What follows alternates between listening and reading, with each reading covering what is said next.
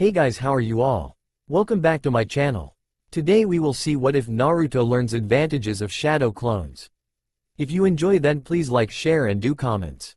Naruto was not expecting his night to take an unexpected turn for the worst.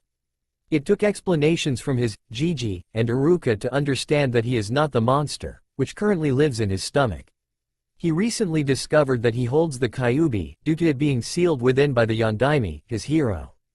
He used to worship the fourth Hokage, but now, he needed time to think about things, but for now he wanted to rest due to emotional exhaustion and the physical exhaustion from creating all of those shadow clones. He also needed to prepare for the team placements that were going to take place after tomorrow. Naruto went inside of his apartment, took a shower, put on his pajamas and went to sleep.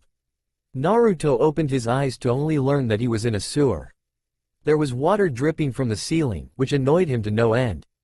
But his main focus was to get the hell out of this sewer. Where am I? He asked to no one in particular.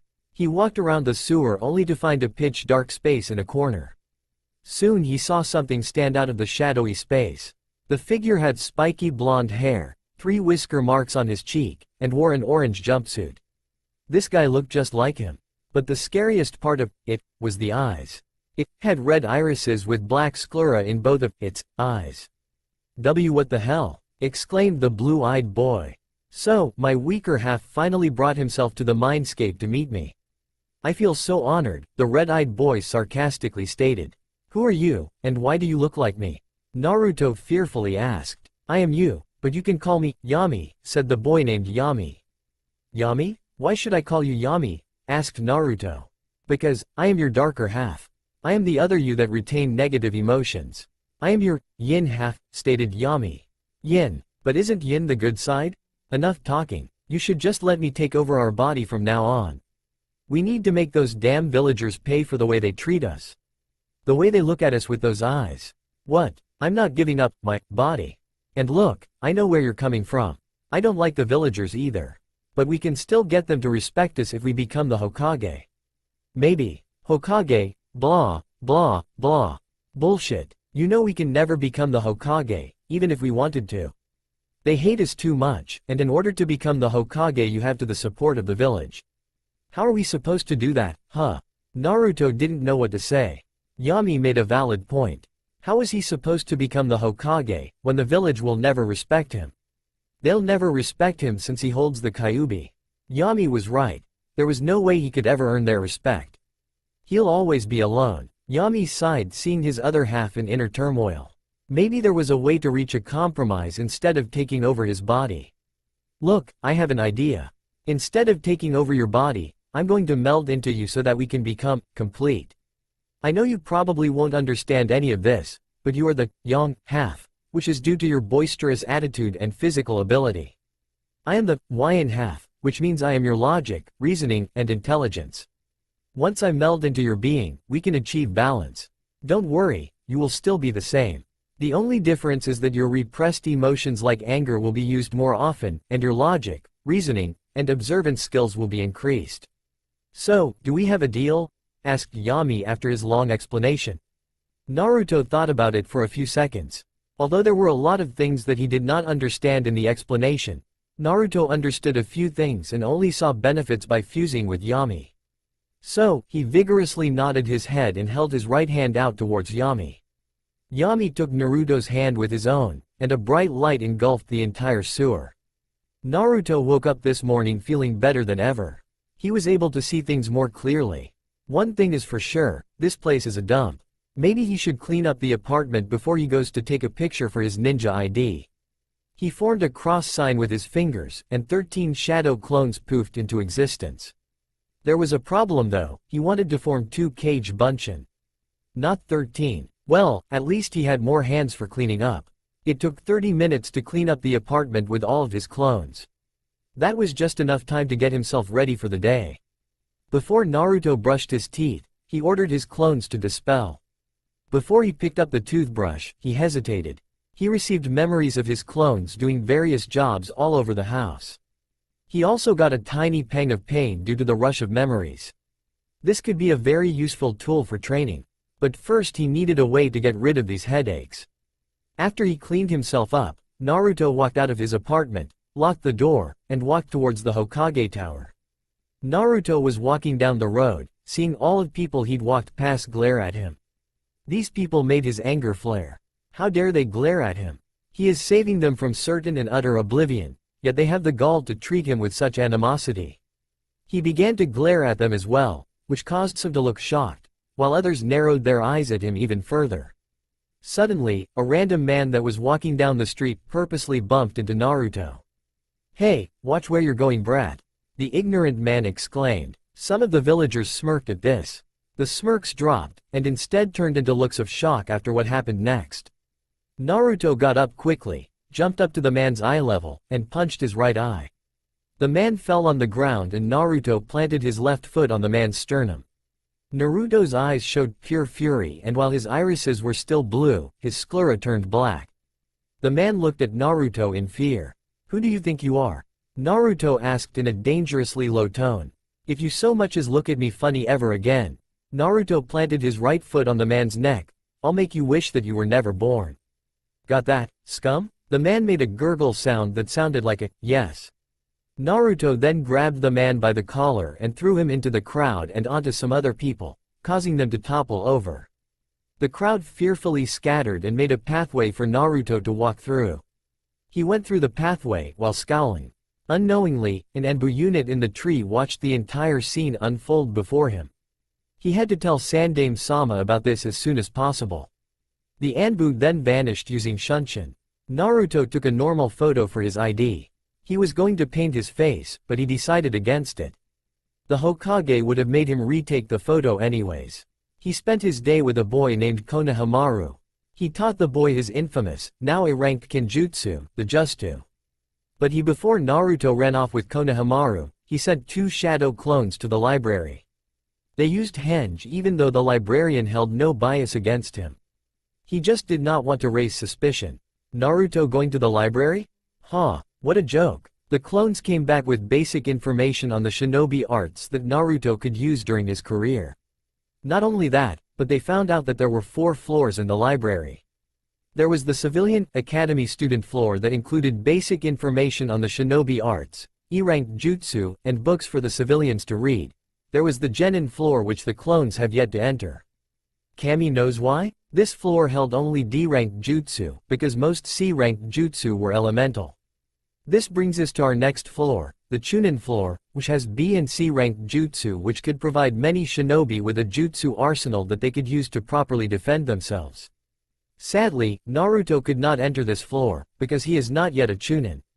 Lastly, there is the top floor, the Jonin floor. This floor has a to B-ranked jutsu that can often change the tide in any battle. But for now, Naruto will stick with his Kage Bunshin, Kawarimi, and apparently solid henge. Due to his increased observation, Naruto noticed that his henge is solid. He could even reach scrolls that he can't reach at his own height. The possibilities were endless with this jutsu. He evilly chuckled at this, and Ayame gave him a weird look before she worriedly asked, "Are you okay?" Naruto looked sheepish and rubbed the back of his head before he smiled and exclaimed, "I'm great, Ayame-chan." Ayame took that as an okay before she smiled brightly at the young boy. She always enjoyed his company around the ramen stand. He was always her favorite customer and was practically her little brother. Moments later, Tucci, the owner of the stand and Ayame's father, came in with a large grin and said, "One, Naruto special, for our favorite customer." Naruto hungrily eyed the ramen before he began devouring them. His goals may change, but his love for ramen, Iruka, and the Ichirakus will never change. He then thought about his former goal to become Hokage. He then figured that he can settle for becoming the most powerful being to ever exist as his main goal. Other than that, he didn't have anything in mind. There was another thing that Naruto had in mind as well. He was going to do nighttime library night raids in order to learn things only the higher-ups like Jonin and Chunin only had access to. He was going to surpass his classmates in no time. Hell, he might even surpass the higher-ups if he puts his mind to it. Naruto paid for his ramen and left the stand. It was time for his first daily night raid. He formed 8 Kage Bunshin, ordered 5 to get supplies for the event, and ordered 3 to keep watch. He went to one of the shops and bought all the necessary supplies to break into the building. Naruto formed 5 more Kage Bunshin, and had one of them pick the lock. With an audible click and a twist of the knob, the door opened. Naruto and his clones excitedly entered the building with his clones.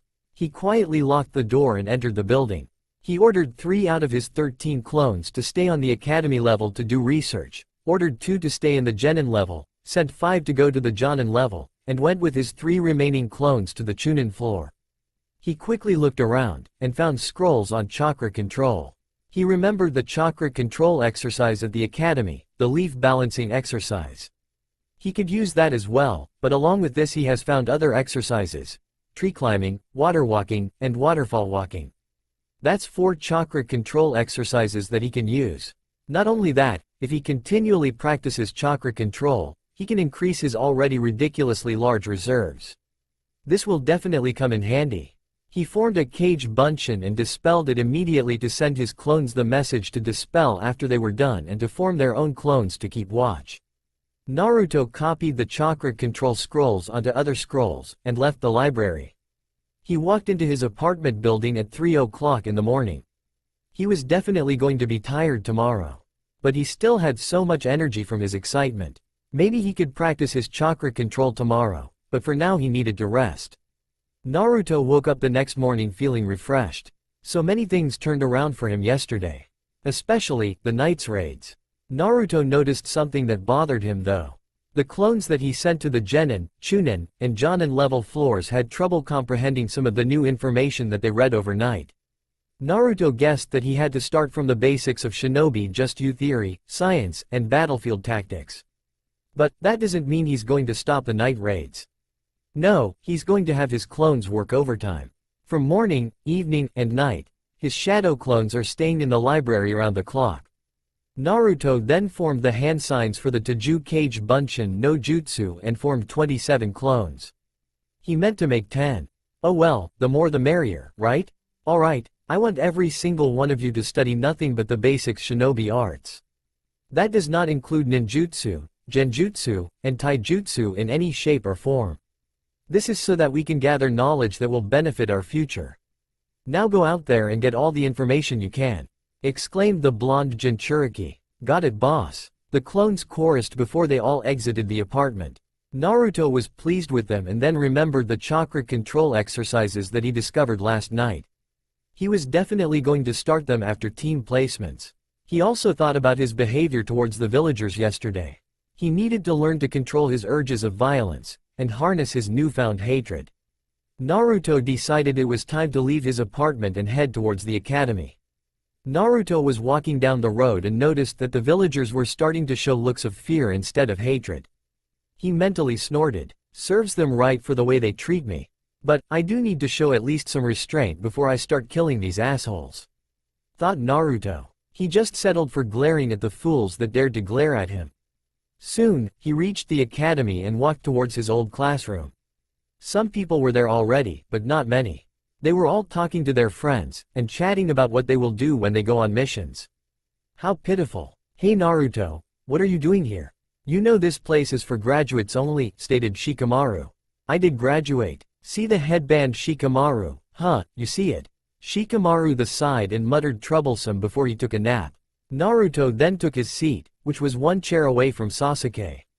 He was bored and decided to take a nap as well.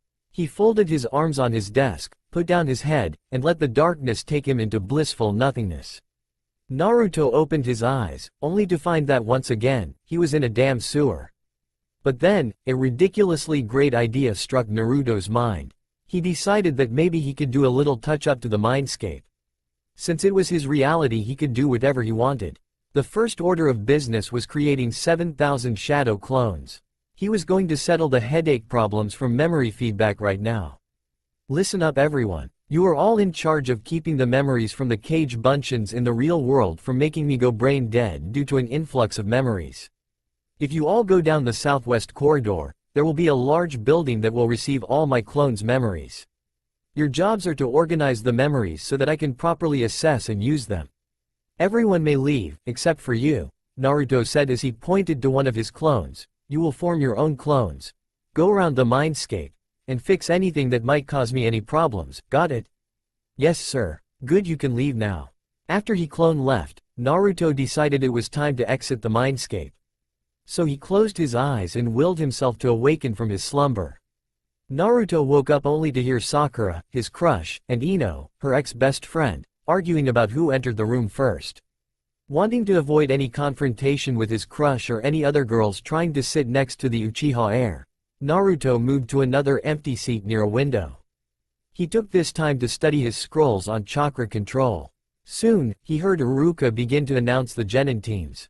Team 7 will consist of Naruto Uzumaki, Sakura Haruno. Naruto cheered, while Sakura groaned, and Sasuke Uchiha. Sakura cheered, while Naruto made an indignant cry, fuck. The students laughed at this. Naruto, watch your language, shouted Iruka. Sorry Iruka-sensei, sulked the blonde-haired boy. The rest of the time was uneventful. While the other teams were picked up by their Jonin-sensei, Team 7 waited for their sensei for 3 hours. Naruto was about to leave until the door slid open. This must be their sensei.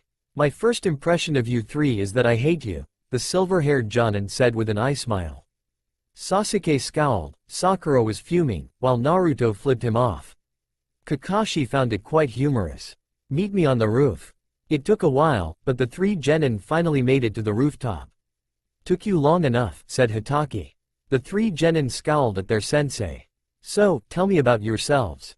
First, start with your names, then likes, dislikes, hobbies, and plans for the future. Why don't you go first, sensei? Asked Sakura. Okay, my name is Kakashi Hitaki, I like things, I dislike other things, hobbies. I have lots of hobbies, and my plans for the future are none of your business. All we learned was his name, thought the 3 genin simultaneously. Alright, you first, Blondie. Naruto scowled, then said, my name's Naruto Uzumaki. I like to eat ramen, and I hate the time it takes to cook them. My hobby is pranking, and as for my goal, I don't have one. This threw Kakashi, Sasuke, and Sakura for a loop. Didn't Naruto always shout about becoming Hokage? They couldn't believe that Naruto actually gave up on something. But what they were unaware of was that Naruto did have a goal. He just didn't want to announce, because it could raise suspicion from the higher-ups. After everyone finished their introductions, Hitaki told them about a survival exercise that will determine whether or not they become shinobi. They were told to meet him at training ground number 7, to meet 5 o'clock in the morning, and to not eat breakfast. After that, Naruto was going to ask Haruno to have lunch with him, but he needed to prepare. So, instead he walked to the ninja equipment store to get supplies and walked home to prepare for the night raid. The librarian was about to lock up, so the clones dispelled and the memories were instantly sent to the Mindscape memory storage. The Mindscape clones sorted the memories and sent them to Naruto's brain. Once that was over, Naruto put on his gear and prepared to head to the library. Naruto was currently in the library at midnight with 30 shadow clones reading a large variety of scrolls and books. Naruto was currently reading a book on shinobi squad tactics. He found tactics for squads that have 4 to 12 members. He was definitely enthralled with every member's role in the tactics. His favorite tactic so far was the zone tactic I. It was solely focused on dividing up the squad members in different quadrants of the battlefield. It gives the enemy a hard time to recover and can result in the opposition eventually tiring out. But there was one problem. He couldn't figure out a way to have direct communication with his clones without wasting chakra. If he could do that, he wouldn't have any flaws in his tactic. Hey boss, said a voice in Naruto's head. What the hell, thought Naruto. Hey boss, don't worry, it's just me. I'm the clone you ordered to go around the mindscape and fix things up. Remember? Naruto remembered the clone and sighed in relief. Yeah, I remember you. How are you able to communicate with me? I couldn't help but overhear your problem, and I just wanted to let you know that I've already solved it. I came up with idea this morning and I've been working on it ever since then. The expected finish time is 5 a.m. tomorrow. Whoa, really? That's so cool. Great minds think alike, I guess. He inwardly laughed. Once he finished laughing, he spoke in his mind again saying, well, when you're finished or if there are any complications let me know. And I'm officially promoting you to second in command.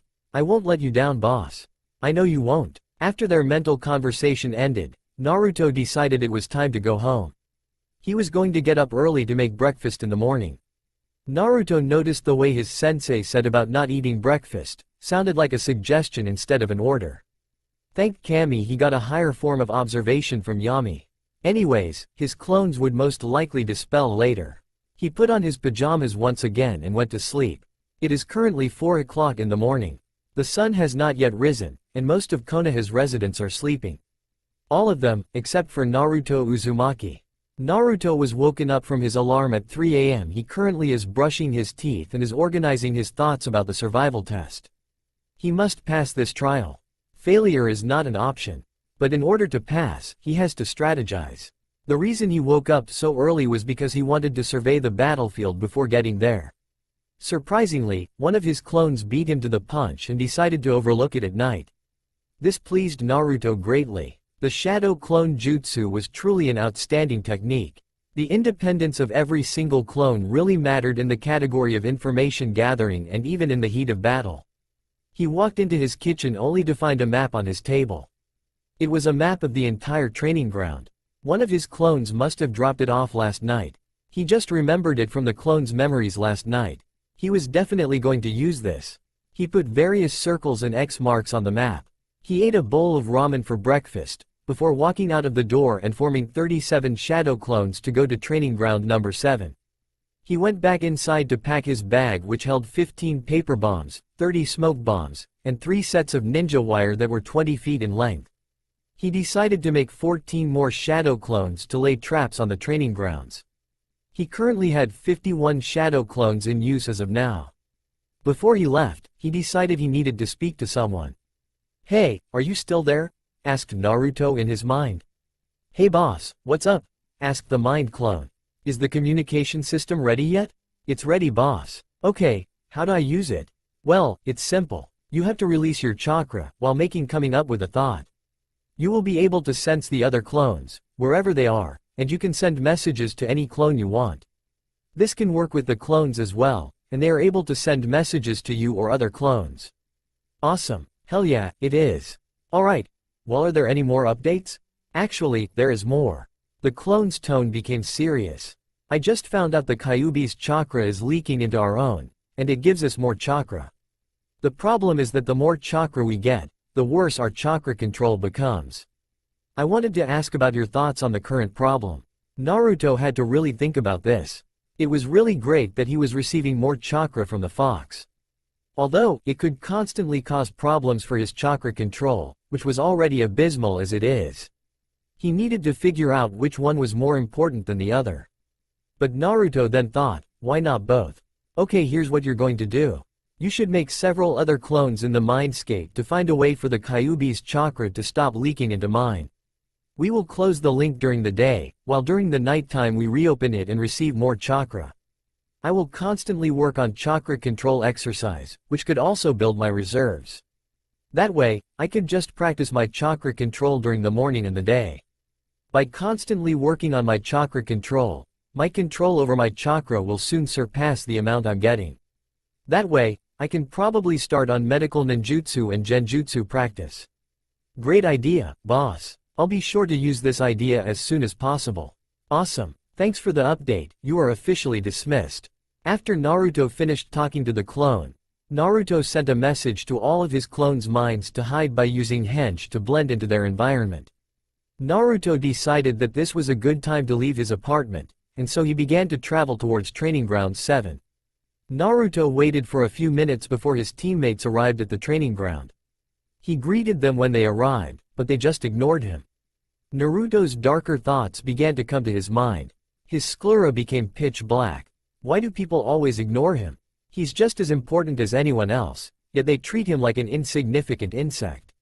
He should just kill them. No. He was furious at them, but he shouldn't kill anyone he wants without reason. Naruto really needed to gain control over his emotions. But it's difficult to not become angry when your sensei is late by 3 fucking hours, again. He was positive that he was going to maim his sensei when he arrives. A few moments later, Kakashi arrived at the training grounds in front of his 3 students. "Good morning, everyone," Kakashi said while smiling. "You're late," screamed Sakura. Sasuke chose to just intensely glare at the man. Now there's no need to get angry. Eat shit and die, sensei." Naruto yelled. That's not very nice, Naruto. Just start the test already. Okay, I guess I should tell you the rules first. The rules are that you must take these 2 bells from me before the bell on the post rings at noon. Also, if one of you does not get a bell, then that person will be sent back to the academy. Everyone became shocked from Kakashi's rule. For Naruto, failure was definitely not an option. I have to pass this test, otherwise I might never become a ninja. I barely even passed last time, thought Naruto. The only piece of advice I have for all of you is to come at me with the intent to kill, said Kakashi. But sensei, won't you get hurt? Asked Sakura. Ma, I'll be fine, Sakura, but thank you for your concern. Now, is everyone ready to begin? The 3 genin nodded their heads. Okay, start. Sasuke, Sakura, and Naruto then dashed into the forest to hide. The 3 genin were doing a great job at hiding their presences from the Jonin. Unfortunately, it was not enough for him to completely lose them. Naruto was surprisingly the best hidden, but he just guessed that was from all his experience of pranking. He couldn't directly see Naruto, but he could smell him. There was one problem though, he could smell Naruto all over the training field. Kakashi had an amazing sense of smell, but with the smell of Naruto all around the training grounds he cannot use this sense. He settled for using his sensor abilities and scanned for everyone's chakra. Then it happened, Naruto's chakra was in multiple different places. He now realized that Naruto currently had 51 shadow clones in hiding. That requires an insane amount of chakra. He was lost in thought, until he saw Naruto standing right in front of him. You know that you should hide, right? Asked Kakashi. Whatever, sensei. I'm gonna take those bells and pass this test. Sure, whatever you say, Whiskers. This apparently angered Naruto, and he began to charge the Jonin. That was until Kakashi out a hand into his pouch, which caused him to stop and stare in fright.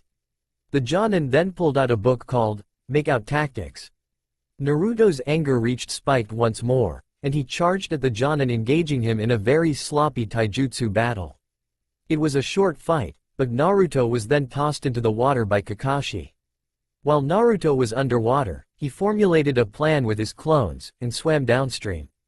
Instead of popping back out of the water and surprising his sensei, he opted for swimming away and regrouping with his clones. Kakashi was surprised that Naruto did not choose to attack him again. So, he decided to test Sakura and Sasuke. And to say he was surprised was a huge understatement. Sakura was, to say the least, disappointing. She fainted from his easily escapable genjutsu. He was very surprised by Sasuke, in terms of ninjutsu and taijutsu skill. It was easy to say that he was the best of the 3 genin, but he too was defeated by the Jonin's headhunter jutsu, which Sakura fainted from the sight of seeing. Naruto, however, was an enigma to Kakashi by his actions. He was sure the boy would want to come back to fight him. Then suddenly, multiple smoke bombs exploded in the forest and created a smokescreen over almost the entire training ground. Kakashi was immediately put on guard. A few seconds later, a kunai flew at Kakashi's leg, which he deflected with his own. Suddenly, 3 demon wind shuriken were coming towards his chest, his left leg, and his back. Kakashi was going to use the substitution jutsu, until the 3 shuriken erupted into puffs of smoke and revealed 3 different shadow clones of Naruto. One was aiming a punch at his chest, the other was about to stab his leg with a kunai, and the last one was aiming a kick towards his face. Luckily, Kakashi was able to stop the one with the kunai, by landing a solid kick to the face. He was also able to throw the clone that was aiming a kick at his head, into the one near his chest. They all exploded into clouds of smoke. Just as Kakashi was about to jump out of the smoke, a paper bomb landed next to his left foot and exploded. He was able to use the substitution jutsu just before the bomb went off. The smoke finally cleared to reveal 48 clones of Naruto. How much chakra does this boy have? Thought Kakashi with surprise. Kakashi landed in the clearing in front of all of the shadow clones. He pulled out one kunai with his left hand, and went in his taijutsu stance. He then rushed into the crowd of clones and began to pummel each one. It started with one clone attempting to slash a kunai at his leg. Unfortunately, it was easily dispelled by Kakashi's punch. Another attempted to throw a punch at his back. His senses were too skilled to render himself vulnerable from sneak attacks. He blocked the punch and threw him into another clone, dispelling them both. Things like this soon occurred throughout the entire battle with the clones. Soon, all of the clones were dispelled and Naruto was standing right in front of him. Well, I can't say I'm not impressed with that effort you made. This made Naruto glow with happiness until he said, unfortunately it's not enough for you to actually pass. If that was the best you could do, I suggest you just give up now. Naruto was shocked by his sensei's words. He even said that he should just surrender due to his lack of skill. He would never say that to Sasuke or Sakura. It's so unfair, why is he the one that always gets picked? Naruto began to get flashbacks of his childhood. Men, women, and children alike always showed him their disdain. No one has ever shown him any respect. His anger built up to the point where his sclera once again became pitch black. His chakra began to erupt all over the forest and he began to shake with anger. Kakashi was shocked by what he was witnessing. He could visibly see Naruto's chakra going around him. I'm not going to give up, because you told me to. I'm sick of people like you and all of the villagers attempting to take my happiness away from me, said Naruto. He created 2 shadow clones that stood behind him. His anger and bloodlust began to take over. This is where you die, Hitaki. Naruto charged at Kakashi with impressive speed and threw a punch at him, which Kakashi blocked. The clone on the right kicked him in the stomach, which made him skid a few feet away. The one on the left charged at Kakashi with a kunai in his left hand. The clone swiped the kunai at Kakashi's chest, which he intercepted with his own right hand. Just as the Jonin was going to throw the clone away, Naruto kicked the Jonin in the crotch with a kick almost identical to Guy's dynamic entry. Kakashi felt the full force of the kick and doubled over. The clone on Naruto's right hit him with a devastating uppercut that sent him 15 feet into the air. Naruto looked at the clone on his left and nodded. He grabbed the clone's arm and threw him at the Jonin that was still suspended in the air. The clone flew near the Jonin and threw a punch at his stomach, which he blocked just in time, before he was sent to the ground with great force from the clone's punch. Kakashi landed hard. He was sure that punch would most likely make him sore in the morning. Naruto walked towards Kakashi until the bell rang. Shit, he took too long. Now he could never be a ninja. How is he going to achieve his goal of becoming the most powerful being in the universe when he can't even pass the academy? Kakashi decided not to tie any of the 3 genin hopefuls up to one of the posts. Well, I have to say I am very disappointed in you all, the Jonin said. Sakura looked upset by her failure. Sasuke glared at the ground, and Naruto was fuming from not being able to get the bells. You all were pretty disappointing really. And I expected more from the last of the Uchiha clan. Sasuke charged at Kakashi with full intent on killing him. Unfortunately, his attempt is thwarted when he somehow ended up underneath his sensei. You all never really got it, did you? The true meaning of the test was teamwork. Naruto, you always did things on your own. Sakura, you were always searching after Sasuke instead of helping Naruto. And Sasuke, you always think that the others are beneath you. You only regarded them as people who get in the way. Sakura, kill Naruto now, or Sasuke dies.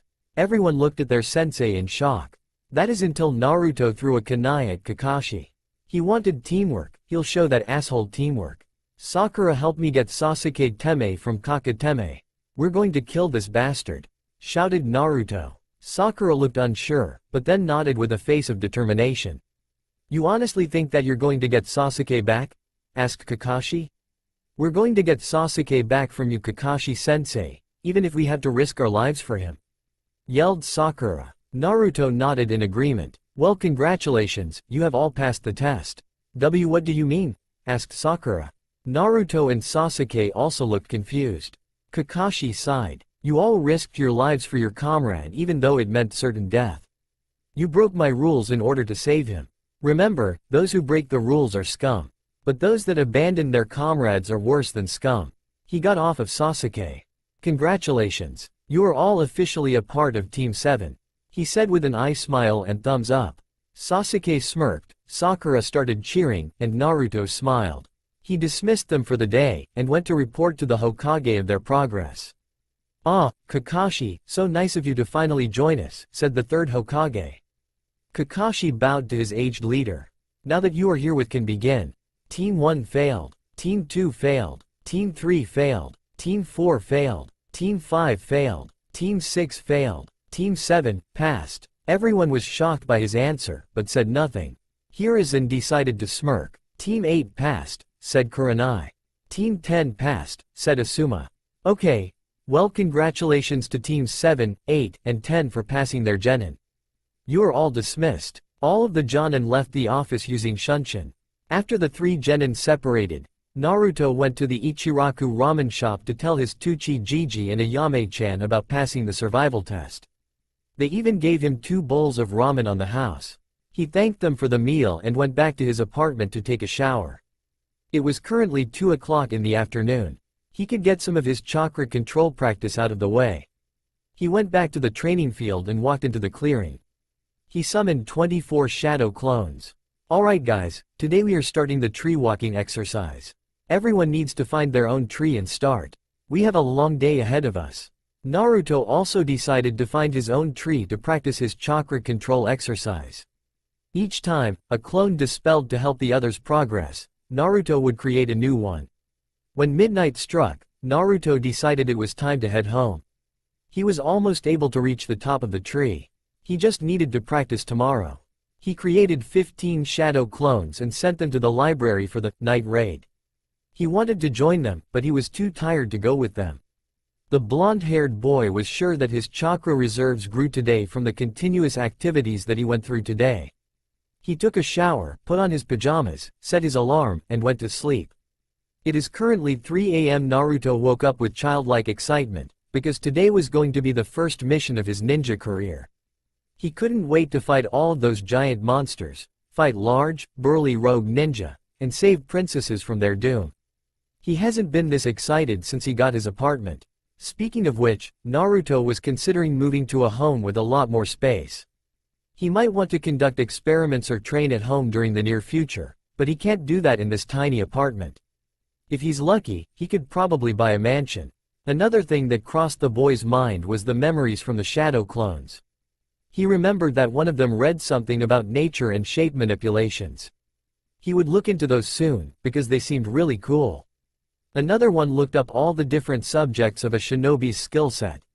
The clone looked up ninjutsu, genjutsu, taijutsu, bukajutsu, shurikenjutsu, bojutsu, kenjutsu, kekai ninjutsu, iryo ninjutsu, jikukan ninjutsu, nintaijutsu, juinjutsu, and fuinjutsu.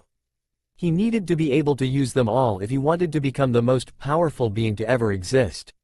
He should start with the basics first: bukajutsu, shurikenjutsu, and taijutsu. He also just remembered something that he forgot to do last night. "Oh shit," screamed Naruto. "Hey, can you hear me?" "Hey, boss," greeted the head Mindscape clone. "Is something wrong? Did you open the link between Mai and the Kyuubi's chakra last night?" "I forgot to remind you." "Already taken care of, boss. I opened it while you were putting on your pajamas." Naruto sighed in relief. "What would I do without you? You're a lifesaver." "No problem, boss. By the way, you need a name that I can call you by. I don't want to have to call you second in command every day. So from now on, your name is Takashi."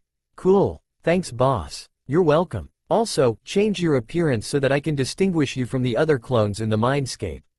"Got it, boss." Takashi, out. Naruto then got prepared for the day and ran out of his home to train his chakra control. Naruto walked in the middle of a clearing in Training Ground 7. He formed the sign to make his shadow clones, and 103 different Narutos appeared on the field. He was astounded at how large his chakra grew. Before he started his chakra control exercises, Naruto would be winded due to the sheer number of clones. Now, he can make over 100 clones easily. Beside the point, Naruto instructed his clones to find their own individual trees and start the exercise. Naruto himself found his own tree, concentrated chakra to his feet, and began to run up the tree. He was jogging and stopped at 80% of the tree, before he jumped off after losing focus. This was a new record. Maybe he could actually finish the exercise today. An hour later, a slightly winded Naruto was standing at the top of a very tall tree. He finally accomplished the exercise. He was elated to finally get the hang of the tree walking exercise. He decided that he was going to take a 15-minute break to read the next exercise, water walking. After 15 minutes, Naruto finished reading the instructions for the exercise. It was like the tree walking exercise, but it was not on a flat, solid surface. He needed to accomplish this exercise before he meets up with his team at 7:30 a.m. He sent the instructions of the exercise to all of his remaining clones, and they began to do the exercise on the surface of the lake. He also removed everything, except his boxers, and began to start the exercise with his clones. The goal was to keep walking on the surface of the water for 10 minutes. After 10 seconds, Naruto lost focus and fell into the water. This was definitely going to take a while. Naruto was at the 9-minute mark for his exercise after only 1 hour of practicing. He was giddy that he only had 1 minute left to go, but decided to contain his excitement. He and his 50 remaining clones were running on the surface of the lake. He began to count down the seconds in his mind. This is a gigantic accomplishment. He was sure that not even the 4th Hokage could say that he could effectively utilize the water walking exercise. After Naruto finished counting his last minute, he jumped for joy. He dived into the lake with the rest of his clones. They were also cheering alongside him. They decided to dispel themselves and give Naruto the last of their chakra. Naruto was currently at half of his chakra capacity. Great job, boss. That's 2 exercises in 1 day. I think that's a new record or something. Yeah, I know, I'm awesome. Anyways, I need you to give me percentages of my chakra capacity from now on. I want to able to measure how much chakra I have to the exact amount. Can you do that for me? Sure, I can do that for you, boss. I'll just create a measurement system inside of the mindscape, and when you ask for it I'll tell you instantly. I'll create a portable device for myself, so that I can tell you how much chakra you still have, wherever I am at any time. Great, well, that's all I wanted. You're dismissed. After the short conversation with the clone, Naruto decided it was time to meet up with his team. Today was their first day to do missions after all. Team 7 walked into the Hokage's office to report for duty. They were greeted by the sight of Hiruzen reading an orange book that looks very similar to Kakashi's. He was also giggling in a strange manner that caused discomfort to the young genin and amusement to Kakashi. After Naruto lightly coughing, Sarutobi noticed the team standing in his room and quickly put away his book. He greeted the team with a nod and a sheepish look. "Ah, Squad 7, I was expecting you," said the aging Hokage. "Liar," exclaimed Naruto. Sakura then hit Naruto over the head. "Baka, don't disrespect Hokage-sama," shouted the pink-haired girl. Naruto rubbed the spot where his head was hit and mumbled. The Sandame smiled at this. "Team Kakashi reporting for duty today, Hokage-sama," Kakashi said in a relaxed tone. "Yes, well, I hope you are all enjoying being on a team together. I expect you all to look out for each other during your missions, understood?" the Hokage sternly said. The 3 genin nodded and he smiled at them. "Good, now we can get down to business. Your first mission is a D-ranked mission. The mission is to..." He paused for dramatic effect. The 3 genin leaned in closer with anticipation and waited for the Hokage to finish his description: "Clean the Morioka's family's gutter." The 3 genin deflated at this. "Chores? We have to do chores. Now Naruto, it will all get better soon. If we do enough D-ranked missions, we can be eligible for C-ranked missions that occur outside of the village." Naruto gasped. "Really, we can go outside of the village?" "Really," Kakashi simply responded. "Alright, let's get these lame-ass missions out of the way. Everyone is dismissed, except for you, Naruto-kun," said the 3rd Hokage. Naruto was surprised that the old man wanted to speak with him. Once the rest of Squad 7 left, Sarutobi curiously observed the blonde-haired boy. "What's wrong, old man?" "Well, Naruto-kun, one of the Anbu reported to seeing you assault a villager in self-defense." "Is this true?" Naruto nodded. "Yeah, the guy wanted to start a fight with me, so I knocked him on his ass. I made it known that if anyone tries that again, they're getting the beating of a lifetime." Hiruzen sighed. "Naruto-kun, although you were right in defending yourself, I need you to control yourself around the villagers. I know what they are doing is wrong, but try not to antagonize them. In this situation, however, you were well within your rights to act against the one that assaulted you. If this ever happens again, do not hesitate to strike back, understood?" Naruto nodded once again. Hiruzen smiled at the boy, got up from his desk, and ruffled his hair. The Uzumaki smiled at him. Now, run along and meet up with your teammates, Naruto-kun. I am sure they are waiting for you. With that, Naruto left the Hokage's mansion and met up with his teammates. After an hour, Squad 7 completed their first mission and reported to the mission hall. The Chunin behind the desk nodded after Kakashi gave him the mission scroll. The Chunin gave them their pay for their mission, 15,000 ryo evenly split between the entire team. Kakashi, Sasuke, Sakura, and Naruto headed towards the door to leave the Hokage's mansion. When Naruto reached the door, he turned around. He began to walk back to the mission hall. Naruto, where are you going? Asked Kakashi. I'm going back for more missions. I just realized something. These D-ranked missions are a goldmine. If I save up, I can finally afford to buy a house, said the supposed last Uzumaki. Oh, well, that is really insightful, Naruto. When you finish your missions, just come back to the mission hall and give the scroll to the Chunin behind the desk. Kakashi smiled at his student. Naruto nodded and went straight to the mission hall. Naruto went to the front desk and asked, "May I have 30 D-ranked missions, please?" The Chunin behind the desk looked horrified. He did as he was asked and wished the child good luck. He prayed to Kami that he would have mercy on his young, innocent soul. Naruto completed all the missions he ordered in a couple of hours, thanks to the help of his shadow clones. He went back to the mission hall and returned all the mission scrolls to the Chunin. The Chunin absently took all of the scrolls and paid Naruto 150,000 ryo, which he gladly took. Naruto went to the home renovation store and found a magazine on real estate. He took it home and found a few landscapes that he was willing to buy, so that he could build his own home from the ground up. Naruto was low on chakra, so he sent 8 shadow clones to the library tonight. He briefly discussed today's events with his Mindscape clone, and asked him to open the link between his and the Kyuubi's chakra once again. He was exhausted, so he quickly went to the bathroom to take a shower, put on his pajamas, and fell asleep. Naruto woke up, at 3 a.m., in his bed refreshed from yesterday's events. He was amazed by how useful the shadow clone jutsu was. There were so many things to use it for, and only he could use them to the fullest ability. Not only that, but he could transform into anything he wants. "Huh, take that Sasuke Teme." "Hey boss," said the Mindscape clone. "What's up?" replied Naruto. "Nothing much boss, just letting you know that we've closed the link between you and the Kyuubi again.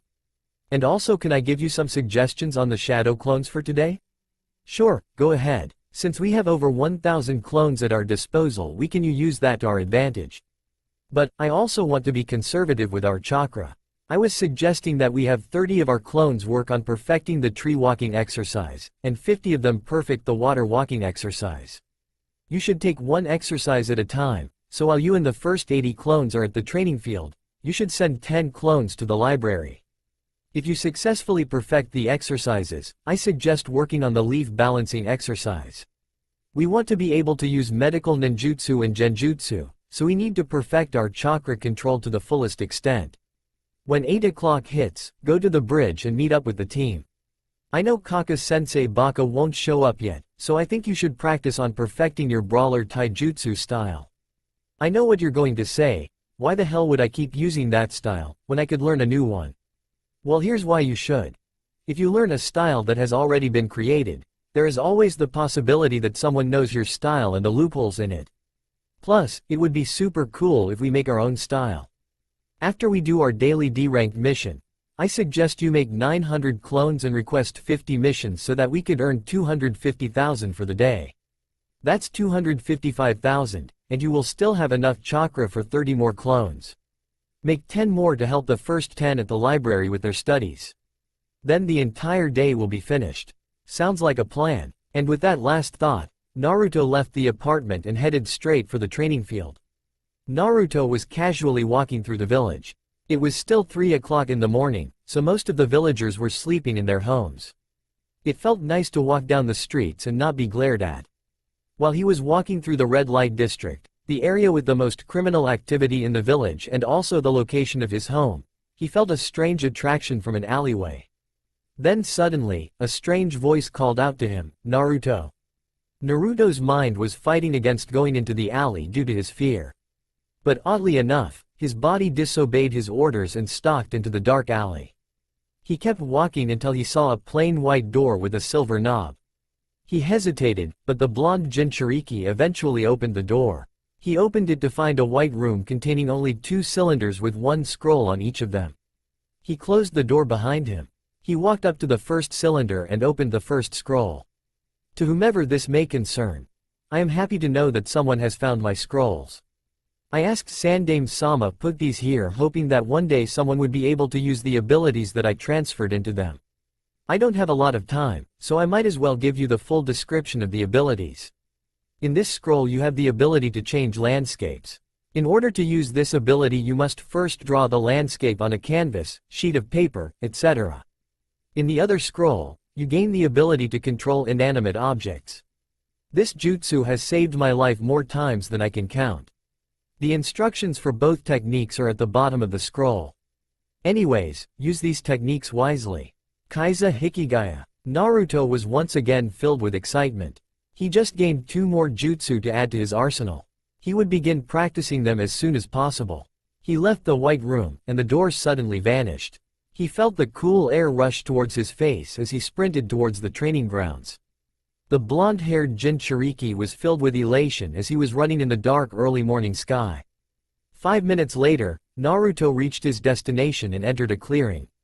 He then created 300 shadow clones. He ordered the first 100 clones to start on the leaf training exercise and commanded the second group to practice their drawing skills. The third group worked on perfecting his tree and water walking exercises. He decided to help with the leaf exercise, so he picked a leaf from a random tree and concentrated to stick it onto his forehead. The results were beyond spectacular. He was able to hold the leaf to his forehead 30 minutes. He decided to work on sticking more leaves to his body. By 5 o'clock Naruto was able to stick 20 leaves to his body. He felt pride and accomplishment building up inside of him from overcoming one of his worst challenges from the academy days. Now he could begin the final chakra control exercise on his list, waterfall walking. There were no waterfalls near him, so he sent 20 shadow clones on a search for one. He used the remaining 80 clones to practice the animation jutsu. He began to practice the technique himself on a random shuriken in his pouch. He put all of his focus onto the shuriken and it began to rattle while it was on the ground. After a minute, the kunai floated into mid-air and began spinning. A few seconds later, it was spinning and moving all over the training field. He couldn't believe how easy the technique was able to use. Unfortunately, he realized that he was only able to control 3 objects at a time, for the time being, and it took a while to actually get the jutsu to start. He wanted to perfect the jutsu to where he could command thousands or millions of items at a time while not having to concentrate. His clones continued to work on the technique and he was able to gain control of a shuriken in an instant, with no concentration at all. He wanted to perfect his techniques, but unfortunately he had to meet up with his team. Naruto walked towards the bridge and waited for his teammates. He had 10 minutes before they arrived. He decided that now would be a good time to work on his brawler taijutsu style. He began to go through different motions. The style was more lenient towards Naruto's brute force, which also becomes compatible with his clothing. While he was practicing his style, he also began to ponder on creating his orange jumpsuit to become thicker or stronger to become like a sort of armor. Having protection was very important in close quarters combat. He needed to find a way to strengthen his jumpsuit. But with these thoughts, Naruto found a few movements that could be useful for his taijutsu style. A few seconds after he decided to just wait for his teammates, all of his clones popped. He gained the new information and was about to file it all away for later, until he came across the memory of reading about physical training regimens. He came across things ranging from bench pressing to leg weights. If he could get the equipment he could easily become faster and stronger within matters of weeks. Soon, Sasuke and Sakura arrived at the bridge. He greeted them as usual and decided to use this time wisely. One of Naruto's clones arrived at the bridge with a large pack strapped to its back. "Hey Naruto, what is that thing on his back?" asked Sakura. "That, my dear Sakura-chan, is a tent," exclaimed Naruto as his clone handed him the tent and popped out of existence. "Why do you have a tent?"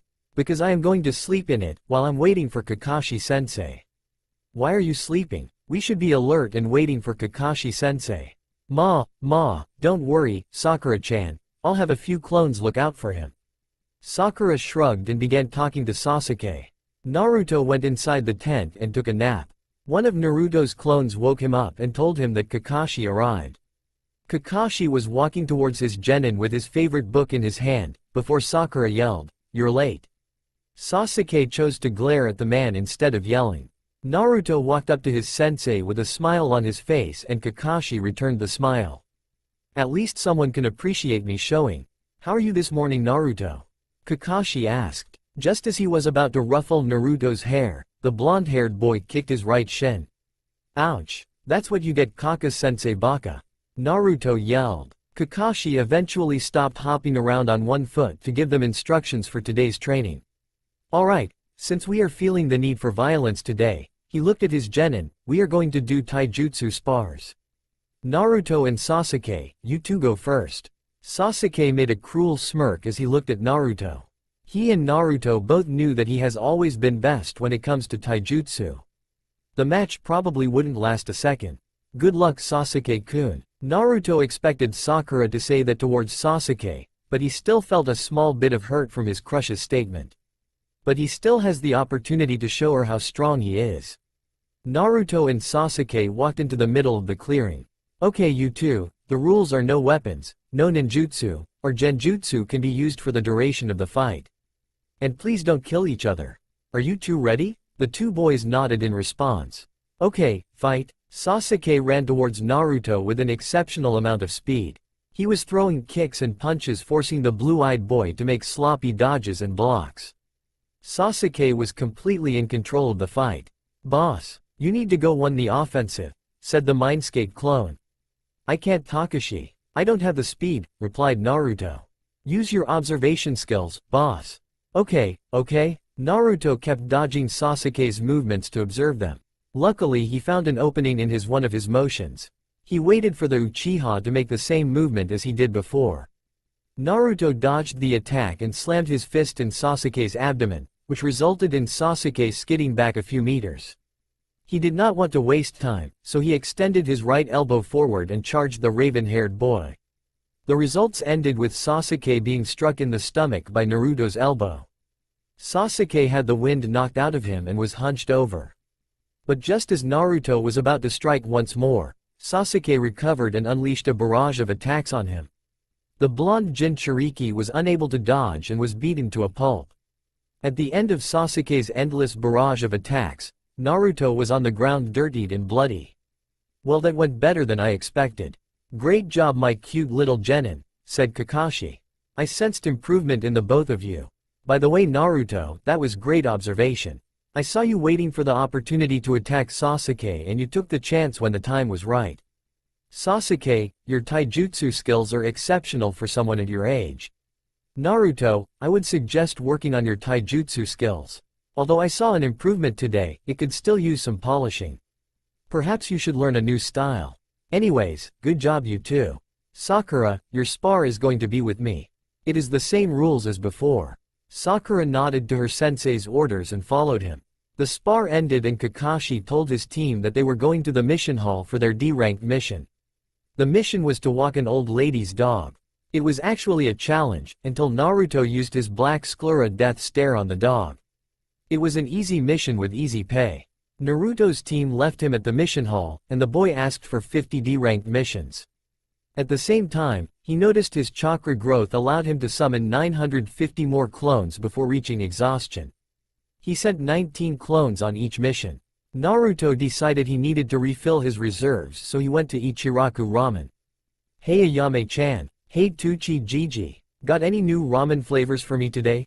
asked Naruto. "Well, if it isn't my favorite customer," exclaimed Tuchi. "Hey Naruto, how was your day?" asked Ayame. "Oh, you know, same old shit, just a different day." "I hear that. So why are you here so late?" "Well, I found this loophole to doing D-ranked missions. If I use shadow clones, I can get them done 10 times faster than normal. So the more missions I ask for, the more money I get." "Oh, I heard about those D-ranked missions. Sounds like they're endless nightmares of chores. So, how many did you ask for?" "I asked for 50 since I can make over 1,000 clones." Ayame took that time to do a spit take. What? Over 1,000 shadow clones? And you said 50 missions? That 250,000 ryo. You're going to be rich. Yep. Hopefully I'll have enough to buy a house and maybe 20 acres of land big enough for a training field. To be honest, I'm hoping of building my house from the ground up. Wait, why do you want 20 acres of land? Well, my house isn't the only building I'm going to create on my plot of land. Maybe I'll make research centers, training rooms, and other stuff. Well, sounds like you have this all planned out. You know I always wanted to marry a rich guy. Well, you, Tucci Gigi, and your mom can live with me after the first house is built. But we are not getting married. You'll probably divorce me and take all of my stuff. He, Ayame, and Tucci began to laugh. Finally, I can retire happily. Wait, what will I do for a living? I still need to make money, you know. Asked Ayame. Well, you can take over the shop and I can expand Ichiraku Ramen all over the land of fire. Or Tucci Gigi can give the shop to someone else trustworthy, while you just stay with me. And I go on super cool ninja mission Datbayo. You know I used to be a pretty strong ninja back then, Naruto. Maybe I can train you sometime. You used to be a ninja. You never told me that. Yep, but I decided to retire when Ayame's mother got pregnant. I needed to take care of the family. Although now that we're going to live with you, I can train you every day that you have time for. Awesome. I can't wait to get this house. Well, I got to go. See you guys later. Naruto paid for his ramen and exited the shop. Naruto met all of his clones in front of the mission's office. The Chunin at the front desk gave Naruto his payment for all of the missions and shook his head in disbelief. The Chunin looked at Naruto, simply said, "Kid, one day you're going to be super rich." Naruto smiled at that comment. He and his clones carried his earnings to his apartment and put the large sacks of money next to the others. He decided that it was time to add up how much money he actually earned from his missions. He earned 155,000 ryo from doing 31D ranked missions yesterday. Today he earned 255,000 ryo from 51 missions today. In all, he has 410,000 ryo. That's not bad, but not great either. The plot of land he was thinking of buying was 1,160,000 ryo. Building the house would cost 295,000 ryo. He didn't add in how much the services would cost from the construction company, because he didn't know which one to choose yet. Although, he did see an ad for a company that only needs 5,000 ryo a week. He guessed the construction would take a month with the company alone. But with his help, he could break the time down in 3 weeks tops. Night time was approaching, so he created 20 shadow clones to go to the library for the night raid.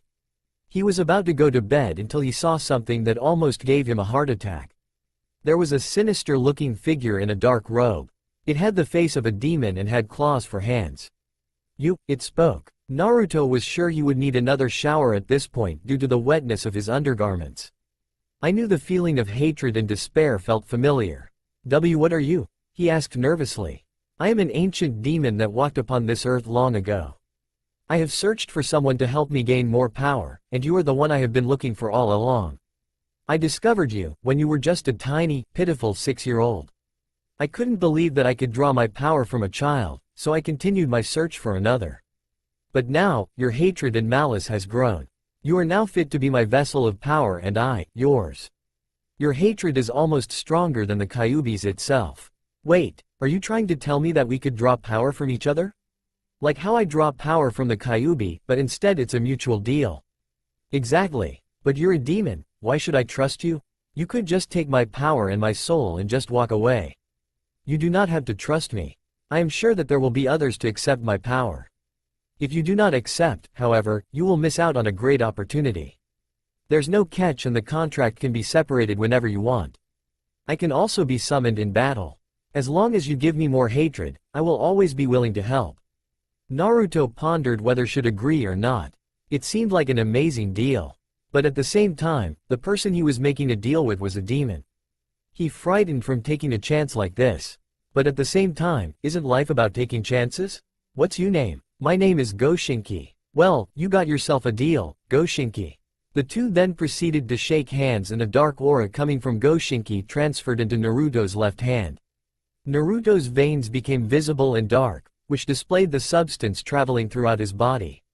Naruto's veins faded back to their normal color, and he felt stronger and lighter than before. Not only that, but a dark aura coming from Naruto began traveling towards Goshinki. Goshinki's eyes were glowing menacingly red and a dark aura was flaring around him. I will see you tomorrow. Goshinki then faded into darkness. Naruto felt his chakra refill, but decided against more training. He set his alarm for 3 a.m. and went to sleep. Naruto's alarm rang to wake him up. He turned off his alarm and quickly went to the bathroom to get ready for his early training. Boss, I have good news, exclaimed Takashi. What is it? Naruto asked curiously. Our chakra reserves doubled last night. Goshinki-san's dark aura doubled our chakra reserves, and that's not even counting the Kyuubi's chakra from last night. Now we can create over 2,000 shadow clones. This news was an absolute shock to Naruto. This really was the opportunity of a lifetime. That will make training so much easier. I can get more money from missions too. But this means I need to train my chakra control even more. But all I need to do is make 100 shadow clones for each of the 4 exercises. And I'll still have 1,600 clones left to use. This is one of the greatest days of my life. Naruto and Takashi discussed his training regimen for the day. Due to his shadow clones, Naruto had more time to practice his taijutsu. But he wanted to get his waterfall walking exercise out of the way. Naruto decided to do waterfall walking until 5 a.m. and polish his taijutsu skills until 7:30 a.m. Fortunately for Naruto, his clones from yesterday found a waterfall not too far from the training grounds. He ran out of the door and sprinted towards the dark, mystical early morning air. Naruto was currently running up the waterfall trying to get the hang of the exercise. He could still see the stars in the dark sky, which calmed down his and his clones' frustration of constantly falling. His other 300 clones were having an easier time getting the hang of their exercises. Many of the clones finished their exercises and decided to help with the waterfall walking exercise. Some of them have come close to figuring out the exercise, and shared their knowledge with the rest of them by sending mental messages. While he was doing his exercise, he constantly drifted his mind to his fight with Kakashi during the bell test. He was able to release his chakra to power up his movements. He felt like he used some type of newly developed nin taijutsu. He wanted to learn how to actually use it in combat soon. He called the technique chakra release. He went out of his trance to notice that he made it to the top of the waterfall. Hey, guys, I did it! He shouted to other clones. The clones cheered and shouted. He decided to casually walk down the waterfall and start his training for taijutsu early. He began running laps around a lake, which he had trouble doing thanks to his new speed. He would get the hang of it soon, and then he would start his taijutsu training. By 7:25, Naruto was walking towards the General District's weapons store. He walked in and was greeted by a girl with brown hair and 2 buns at the top of her head. Welcome to the General District's weapons store. My name is Tenten. Are you looking for anything in particular? Yeah, do you guys have any training weights? Of course, right this way, please, she said as she guided him to the 3rd aisle. These weights differ in weight going from 2 pounds to 2,000 pounds. Seeing as how you're a ninja, I would suggest you get chakra seal weights, so you can adjust the amount of weight you have on you whenever you feel like it. Sweet. Alright, how much for them? They cost 6,000 ryo. By the way, who's your sensei, anyways? My sensei is Kakashi Hitaki. Tenten became visibly pale. You have Kakashi as your sensei. Guy's sensei never stops talking about him. Yikes. Anyways, it was nice to meet you, Tenten. See you later. Naruto walked to the training grounds with his new weights on. It felt weird at first, but he started getting used to the weight soon. He did some laps in a clearing so that he could get used to them. After Naruto got used to the feeling of having heavy weights on his arms and legs, he took a nap near his teammates. The 3 genin waited 3 hours before Kakashi arrived. He greeted them as usual and told them that there would be no sparring for the day. Instead, they were going to do their 1D ranked mission and go home. After doing their D ranked mission, Naruto stayed as usual. The Chunin at the front desk was out for the day, so he had to go to the Hokage for a mission. Hey Gigi, greeted Naruto. Hello, Naruto-kun, is there something that you wanted to talk to me about? Replied Hiruzen. Yeah, I would like 101 D ranked missions, please. The Hokage's face was one of shock and horror. Why would you want to do all those D ranks? Well, I have my shadow clone jutsu and these D-ranked missions are a goldmine. I just had to do it. Plus, I plan on buying a house soon, with a large plot of land soon and to build a house. Unfortunately, I need 1,465,000 ryo for everything, and I only have 410,000 ryo. I can create over 2,100 shadow clones with my chakra at full capacity. It's not going to be long before I reach my goal. Hiruzen shook his head in disbelief and brought Naruto to the scroll room. Naruto created 1,751 clones for each mission. Naruto was a little winded, so he went to Ichiraku Ramen. He told them amount money he was going to have at the end of the day. After the missions were turned in, Naruto had 920,000 ryo. He only needed 545,000 more ryo, and that was including the construction company. Things were definitely looking up for him. His clones at the library popped and gave him more basic knowledge for the shinobi arts. There were movements from some basic taijutsu forms, which he could add to his own style. Naruto entered his apartment and was eating a cup of ramen, until a bright light obscured his vision. When the light faded, he saw a tall man wearing an orange and black jacket with black pants that looked a tad too short. He was also wearing tall black sandals on his feet. The man had blonde hair, blue eyes, and 3 whisker marks. Naruto looked at the man in absolute shock. Who are you? Why do you look like me? I am you. I am from the Futu. Bullshit. He's not lying, said Goshinki as he suddenly appeared in the room. How can you tell? Look at the mark on his left hand. Naruto did and saw the mark on the mysterious man's hand. Why, you really are from the future? Yes, I am from a future, in which I failed to become powerful. I was on the brink of death, until I was sent back here. How did you even get here? That's a long story. But anyways, I'm here to help you. Awesome. So are you going to teach me a bunch of cool jutsu? You will learn a few things, but I'm not going to teach them to you. Naruto looked confused. Things will make sense in time. For now we will be going to your mindscape. Future Naruto tapped his forehead with 2 fingers. Naruto and future Naruto found themselves in front of the Kyuubi's cage. What are you doing here, brat? Spat the Kyuubi. Naruto, I want you to try to take off the seal to the Kyuubi's cage. Don't worry, if anything goes wrong, I will assist you, said the older Jinchuriki. Naruto nodded and floated towards the cage. He grabbed the seal and began to take it off. Suddenly, a hand grabbed his arm. There was a man with blonde hair, blue eyes, and tan skin.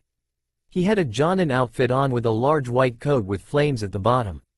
Naruto finally recognized the man as his childhood hero, the 4th Hokage. Naruto, what are you doing? Asked the Yondaime. Hey, Pops, we need the other half of the Kyuubi, shouted the older Naruto from below. There's a second Naruto? What is going on here? Listen, Dad, we need the other half of the Kyuubi. Trust me, I'm from the future. I was in a huge battle, but I was almost killed by some mysterious people in these dark coats. I am trying to prevent the future from happening the way it did, by giving my younger self an edge. All we need is your help. Wait a second, the 4th Hokage is my dad. Naruto threw a punch towards Minato with tears in his eyes. You ruined my life, you bastard. Why would I want any help from you? What kind of father curses their son like this? Naruto, I'm sorry that you lived a difficult life, but I had no choice. You were the only person able to hold the Kyuubi, and I can't just take someone else's child and seal it inside of them. You were the only one that could save all of those innocent lives. Don't get me wrong, I am very angry for what the village has done to you. But, you are still my son, and I will love you no matter what. Understood? Naruto nodded and hugged his father. Okay, I want you guys to go to the secret location of the Uzumaki masks and revive me. Once that's out of the way, we can start the process. Do you know where it is? He asked future Naruto. The older Jinchuriki nodded. Good, see you then. Minato faded out of existence. Hey, future me. The older Naruto looked at Naruto. Is it cool if I give you a new for the time being so we don't get mixed up? That's fine. You can just call me Gamma, said the newly named Gamma. Alright, let's go, shouted Naruto as they exited the mindscape. The group arrived in the basement of the Uzumaki masks. Naruto was looking around at all the peculiar-looking masks. Gamma pulled out a small scroll and unraveled it. He then pushed chakra into the scroll, which revealed an even larger scroll inside. Gamma formed a shadow clone and looked at Goshinki expectantly. Goshinki pulled out a light blue substance that looked very similar to chakra. "What is the thing?" asked Naruto. "It's a soul," answered Gamma. "That's a soul?" asked Naruto. "Why do we need it?" "It's for the jutsu I am about to use," answered Gamma. Naruto pumped chakra into the large scroll, only to reveal a civilian man trapped in chains and ninja wire. Naruto could tell that they were alive from their breathing.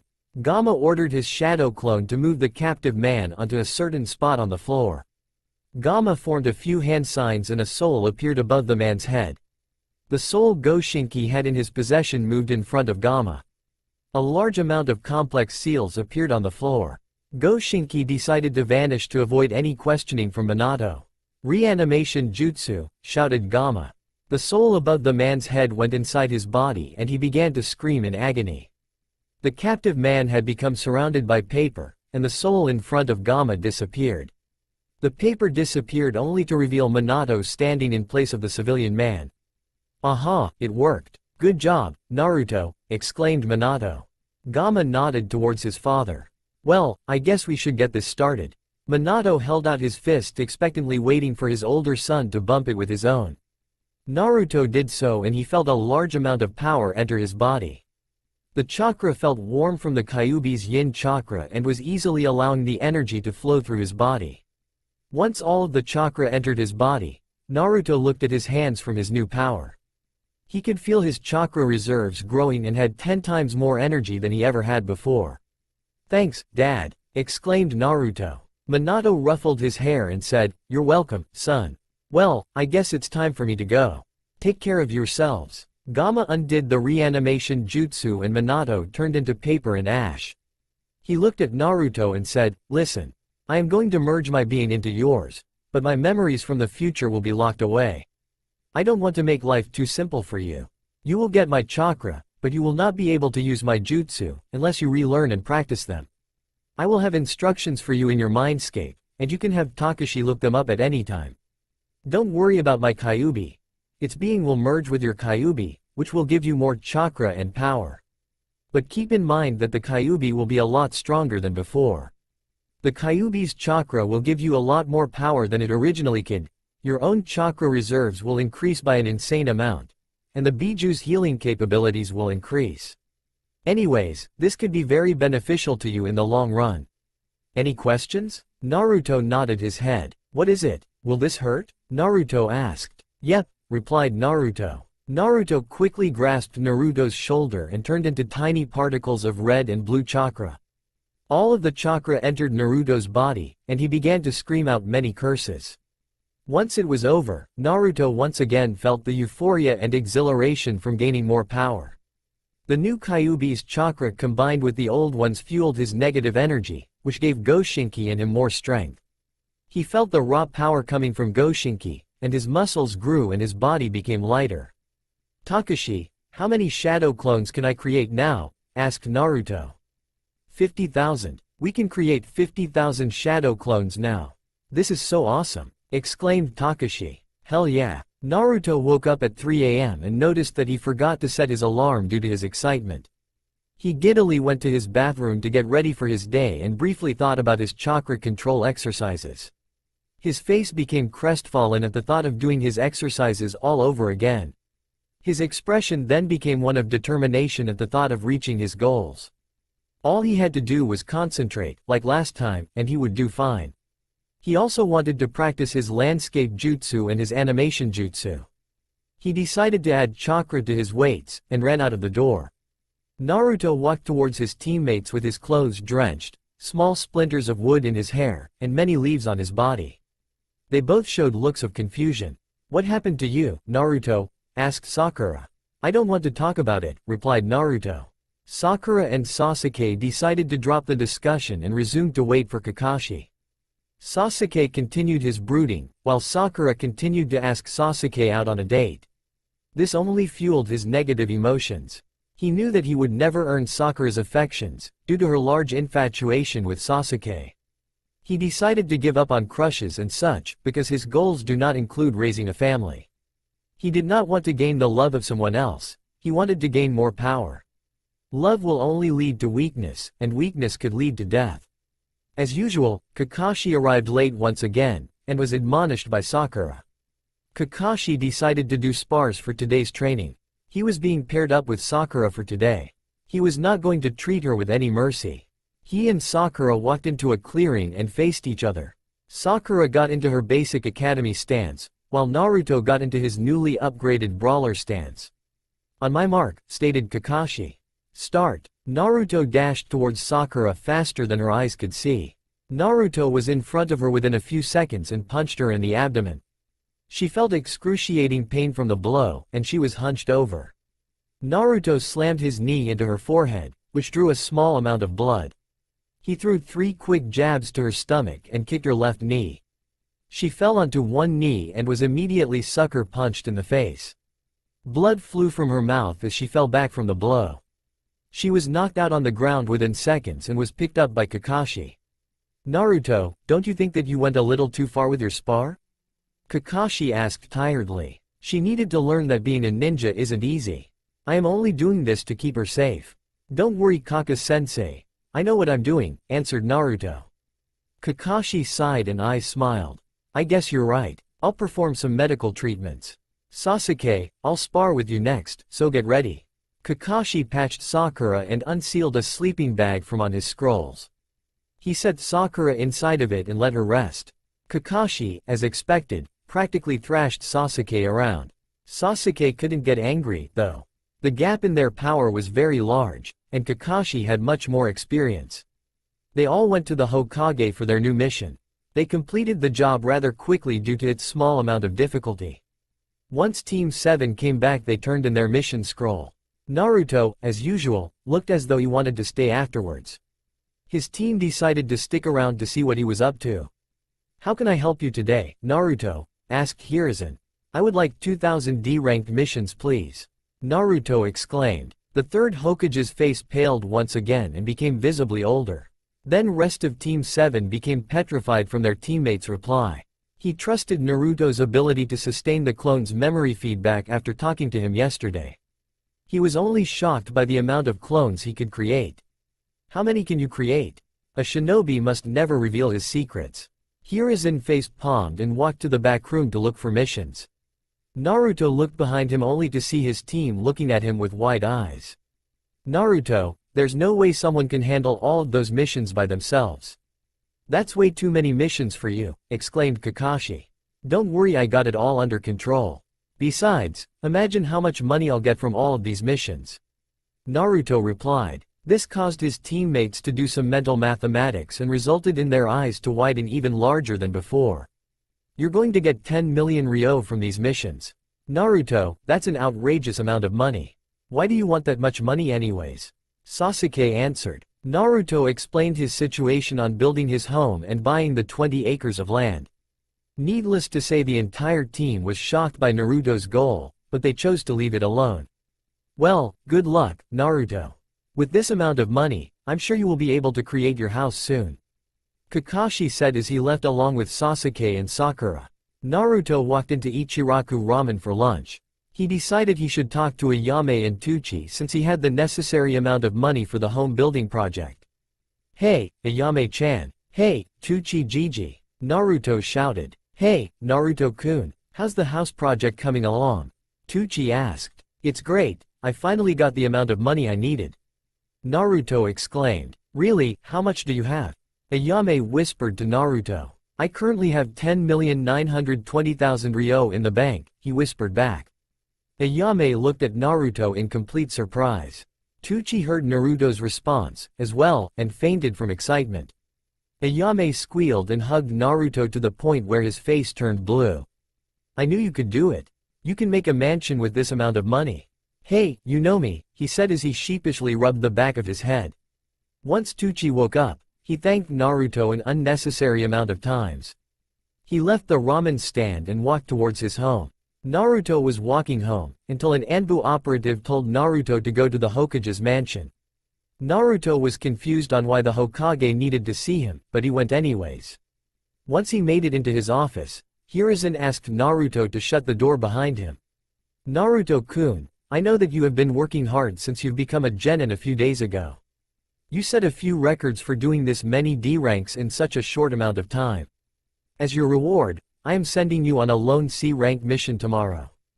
But in order to earn this privilege, I need you to tell me exactly how many shadow clones you can create, said the Sandame. Naruto sighed and said, I can make 50,000 shadow clones before I reach complete exhaustion. The elder Hokage almost had a heart attack, but decided to hide his shock with a smile. That is a large amount of chakra, Naruto. Well, I guess if you were ever in any danger, you could spam clones. Congratulations, Naruto. I am entrusting you with the task of finding a pack of wild bears terrorizing many citizens traveling near the Nadeshiko village. Do you accept this mission, Naruto-kun? Naruto nodded with determination in his eyes. Very well, I have already informed Kakashi of this. This mission will take a while, and you have to travel by sea. Pack a large bag and purchase a few storage scrolls. You depart for your mission at 11 o'clock. Good luck, Naruto-kun. Naruto left the office and walked towards the General District's weapons store. Naruto was currently walking down the road heading towards the local weapon shop. He created a few shadow clones to buy more supplies for the mission. He sent a few other clones to the library to look up any information that could be useful for the mission. He was currently being glared at by a lot of the civilians and a few ninja that crossed his path. A few people didn't glare at him, but he suspected that they just don't care about him. He was grateful that some people had the courtesy to act like he didn't even exist. But then he thought about something. Why the hell should I be grateful to people that act like I don't exist? Why should I have to lower myself for these ungrateful people? I don't know why I bothered to become a ninja. Now I have no choice but to protect these weaklings. Oh well, I shouldn't dwell on these things too long. It raises my blood pressure. Naruto continued to walk down the road until he reached the weapons store. He walked inside and looked for Tenten. Hey, Naruto, said Tenten, surprising him from behind. Gah! Naruto exclaimed as he jumped high into the air and got stuck in the ceiling. It took 5 minutes for Tenten to get him out of there. So, why are you here, Naruto? Tenten asked. I need to get a lot of equipment for my mission, replied Naruto. Ooh tilde? Sounds like someone got a C-rank mission tilde. Wait a second, didn't you guys just graduate last week? Sure did. And the coolest part is that I get to do this one by myself. You got a lone C-rank mission. You just became a genin last week. How the hell is that even possible? Hokage Gigi said that I could, because I've done a lot of D ranks. He said that there were a certain amount of missions a genin could do before they become eligible for lone C ranks. Looks like I broke the record. Tenten stood in front of Naruto with her jaw on the floor and her eyes big enough to burst out of their sockets. She couldn't believe that someone was able to do that many D ranks and in such a short amount of time. Tenten regained her composure and chose not to ask Naruto about how he did that many D ranks so quickly. She did not want to become involved with something ridiculous. She already has those two to make her life completely unstable. Anyways, what would you like? Asked the bun-haired girl. I would first like to know about some sealing scrolls to carry a lot of my stuff in. After that, I would like 40 shuriken, 4 sealing scrolls, 40 kunai, and 2 demon windmill shuriken. Okay, I want you to follow me to the third aisle, so I could demonstrate how to properly use a sealing scroll. Tenten and Naruto walked into the aisle and found the sealing scrolls. She grabbed a scroll, opened it, and placed a kunai knife on top of the seal drawn inside of it. Naruto watched in fascination as she bit her thumb and sent chakra directly into the seal. A small cloud of smoke appeared where the kunai was and the kunai was gone. Naruto's eyes widened in surprise and sparkled in wonder. Wow, Tenten, that was amazing.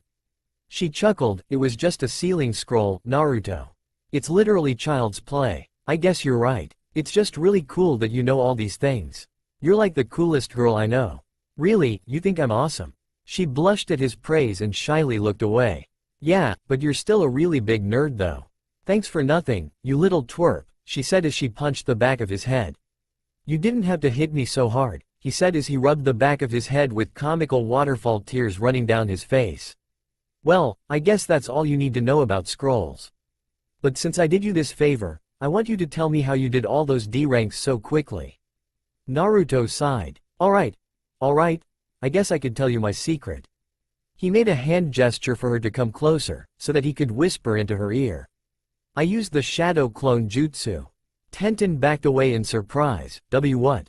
I thought that jutsu was only for the Jonin and higher-ups. Naruto giggled at his friend's surprise. It's a long story, but yeah, I know the jutsu. Tenten stood there gaping at the blonde-haired boy. She then playfully glared and said, yeah right. I believe it when I see it. You don't believe me, huh? Shadow clone jutsu. He formed the cross-like hand sign and created 150 clones. Unfortunately, they were still inside the store, which caused them to become cramped inside. Many of them were constantly yelling, undo the jutsu. Undo the jutsu. Naruto undid the jutsu, only leaving him and Tenten standing inside the store. They both sighed in relief and Tenten said, okay, I believe you now. Looks like I still need to work on my chakra control, he said. Hey, how do you even have that much chakra in the first place? I know for a fact that the shadow clone jutsu costs a lot of chakra. Yet, you made that many and you're not even winded, she questioned. I don't know why, but I was born with unnaturally large reserves, he lied. Although he was unaware of it, the Uzumaki clan members were all born with large reserves. He knows of his clan's existence, but the only information he has on them is the secret location of the mask storage temple. Tenten shrugged, makes sense, I guess. Anyways, let's go to the counter, so you can pay for your equipment. Naruto was walking towards training ground number 7 with a wide smile on his face. He was happy, because he was able to see his friend Tenten again. They always had nice conversations, and it made him happy that he could talk with someone around his age that didn't strongly dislike him. His thoughts then trailed to Shikamaru and Choji. He knew that they were generally nice people. He could say that they would hang out every now and then. But at the same time, he wouldn't say they were close. Still, he was grateful for their consideration of his feelings. Naruto stopped walking when he saw a man standing in the middle of his path. The man was facing the other way, but he was wearing black jacket, orange pants, black ninja sandals, and a red sash with the Uzumaki swirl on his left arm. He had short, blonde, spiky hair, almost the same as his own. Excuse me sir, but are you lost? Naruto asked. The man turned around and looked Naruto in the eyes. The man's similar shining blue eyes stared into Naruto's own. Naruto's eyes widened in surprise until a bright light obscured his vision. Naruto opened his eyes only to find himself in his own mindscape. He was confused as to why he was here and who that mysterious, familiar-looking man was. I'm sure you have plenty of questions I want to answer, the mysterious man said, surprising Naruto from behind. Naruto turned around, faced him, and scowled. Who are you? Naruto asked. I'm you, the man simply answered. Are you from the future? The man laughed before smiling. No, I'm not. I used a jutsu to come from another dimension. Why would you do that? I was bored. So you decided to jump to a different dimension, because you were bored? Yeah, I did. My world was at peace, so the crime rate started to go down. I would have spars every once in a while, but it still didn't feel like the real thing. Oh, so you came to my dimension to fight bad guys? Well, that's not the real reason that I'm here. You see, in my dimension, Kakashi-sensei became the Hokage, and I know that he's going to make me his predecessor. Luckily, Kakashi-sensei told me the horrors of paperwork and the bullshit of being the Hokage. I'm here now, so I can get out of the work. Well, I can't let you just roam around the village. People will start questioning me and I might be labeled as a threat. I have a solution to your problem, Goshinki said, causing the two flinch in surprise. Goshinki, don't scare us like that. Naruto exclaimed. What the hell are you? The older blonde-haired boy exclaimed. He's a demon that used to roam the earth. He was constantly looking for people that could help him become more powerful. He found me and we opened up a partnership that benefits the both of us. So, you made a deal with a demon? Yep. Damn, you're definitely more power-hungry than I am. Anyways, what did you have in mind, Goshinki-san? I suggest that you both merge. It could give him more power and chakra, and give you the opportunity to stay hidden away. Everyone gains something in this situation. I guess that would work. How do we merge, Goshinki-san? The older Naruto asked. All you have to do is make contact and focus on his chakra. Naruto nodded, grabbed the boy's shoulder, and closed his eyes in concentration. He stood there for a few moments, until he opened his eyes and a bright white flash exploded throughout the entire mindscape. Naruto opened his own eyes as he looked down at his hands and clenched his fist. He felt as though he had enough energy to run around the elemental nations 3 times. He looked up and saw something that made him almost soil his undergarments. In front of him were all 9 of the tailed beasts locked up in their own cages. He recognized them from a book that one of his clones read.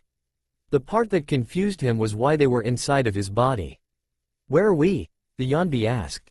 "I'm not sure, but it seems slightly familiar," said the Gobi. What the hell is going on here?" Naruto yelled. All of the tailed beasts turned their attention to Naruto with looks of utter shock. "We're back here again. I hate this stupid, fucking sewer," shouted the Nibi. "Were you guys inside of me, from the other dimension? I am sure I can shed some light on this," the Kyuubi said. The 9-tailed fox explained to other tailed beasts the reason that Naruto jumped to another dimension. Instead of becoming angry, all of the tailed beasts began to laugh. They stopped laughing after a while, and turned their attention back to the Kyuubi. "Can you explain why we're here, though?" asked the Hachibi.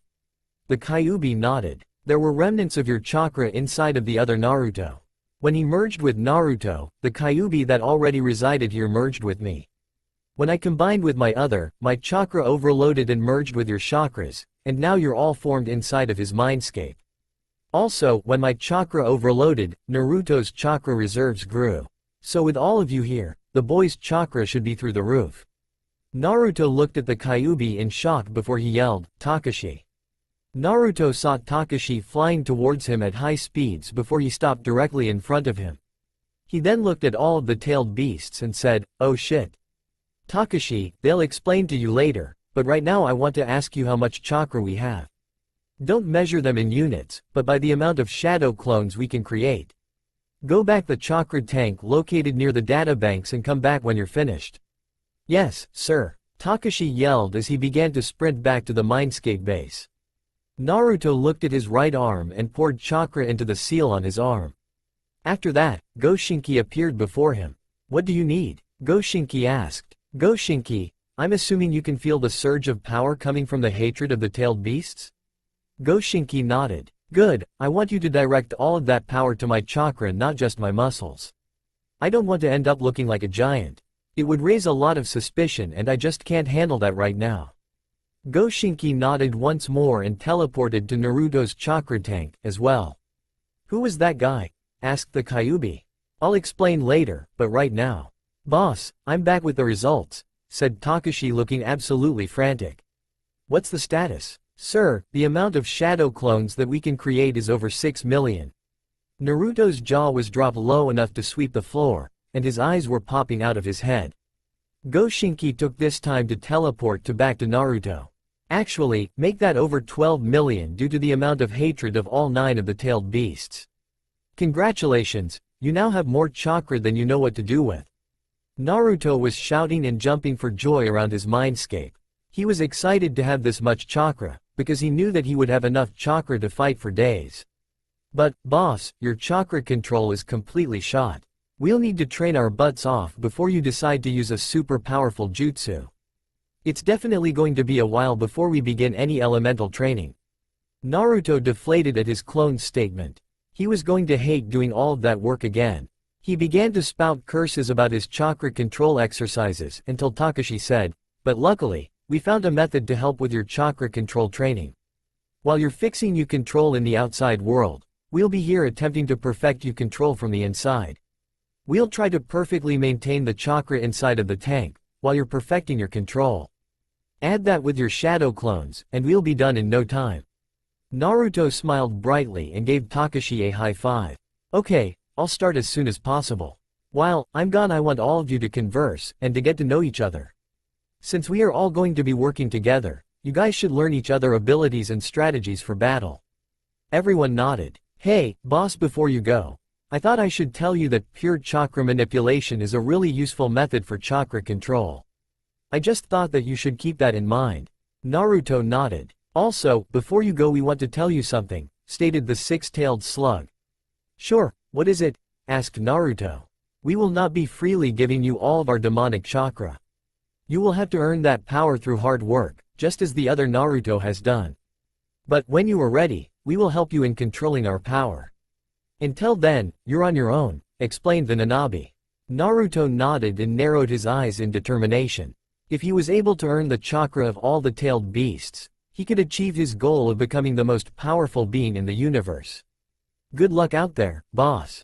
Takashi exclaimed. Naruto smiled, nodded, and exited his mindscape. Naruto opened his eyes and looked around to see that he was still standing in the same spot as before. He ran towards the training grounds once more with a new goal set in mind. His objective was to be able to get his control as perfect as possible, before 11 p.m. He entered the training grounds, only to find 4 people there already. 2 of them were sparring, while the other 2 were observing them. He was confused as to why they were there, because this was a private area. He let it go, and instead walked over to greet them. He walked towards them and took in their appearances. The first person was a boy standing next to one of the wooden posts. He had white eyes and spiky blue hair that extended to the bottom of his neck. He was also wearing a white t-shirt, gray sweatpants, and white ninja sandals. The second boy had black hair that reached the top of his back and golden eyes. He was wearing a black long-sleeved shirt, white sweatpants with purple stripes, and black ninja sandals. One of the 2 people sparring was a girl with medium-length brown hair that rested over her left shoulder and pink eyes. She was wearing a pink shirt, brown sweatpants, and white ninja sandals. The other person sparring was a girl. She had long flowing blonde hair and white eyes. She was wearing a blue t-shirt, yellow sweatpants, and blue ninja sandals. They all looked to be the same age as Tenten. But their biggest defining features, however, were the forehead protectors. Their headbands had golden metal plates with black cloths. Naruto thought that they all looked really cool. He was unaware that people could customize their headbands like that. Maybe he would try it out later. The 2 that were sparring stopped and turned their attention to Naruto, as did the others. "Hey, what's up? My name is Naruto said until he was cut off. "Naruto Uzumaki. Yes, we know who you are," stated the boy with blue hair. "Really? How do you know about me?" "We know about your pranks. I've always enjoyed them. Speaking of which, do you plan to do any more soon?" asked the blonde-haired girl. Naruto put his hands behind his head and smiled brightly. "I might do some more soon. They're a really big help for stealth training. Anyways, enough about me. Who are you guys?" "My name is Kaito Yamamoto. It is a pleasure to meet you," the black-haired boy said in a monotone voice. "My name is Tatsuki Nakamura. It's nice to meet you," exclaimed the blue-haired boy as he shook Naruto's hand. "My name is Izanami Amai," said the brown-haired girl as she also shook Naruto's hand. "My name is Madoka Nomura. It's great to meet you," said the blonde-haired girl. "Well, it's nice to meet you all. Are you guys a team or something?" Naruto asked. "Well, we're actually a group of individual genin that are on different teams. We train together to reach the common goal of becoming powerful ninja." "I'm sure you noticed our headbands?" Naruto nodded. "They represent our unification. We take missions together sometimes and often train together as well. Our main goal is to become the most powerful ninja to ever exist," Madoka explained. "Wow, you guys have the same exact dream that I have. Well, that's good. We could use someone like you in our organization. Would you like to join us?" Kaito asked. Naruto nodded without any hesitation. "Good, we're sparring for now. You can pair up with Madoka first. You're allowed to use jutsu. Try not to kill each other, though." Naruto nodded once more and stood next to Madoka. Madoka was standing on one side of the clearing, while Naruto was standing on the other. Izanami was standing in the middle of the clearing, while holding a handkerchief. "Are you both ready?" she asked. The 2 nodded and Izanami let go of the handkerchief. It was ever so slowly falling towards the ground. Izanami jumped back and looked at the handkerchief. As soon as it touched the ground, Madoka and Naruto sprinted towards each other. They met in the center of the clearing and began trading kicks and punches. Naruto threw a punch towards Madoka's stomach, but she avoided it by jumping back. She sent a kick towards Naruto's chest and it connected.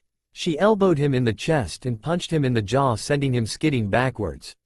Naruto was trying to follow her quick movements, but she was too quick. She was able to get beside him and sent a roundhouse kick to his back.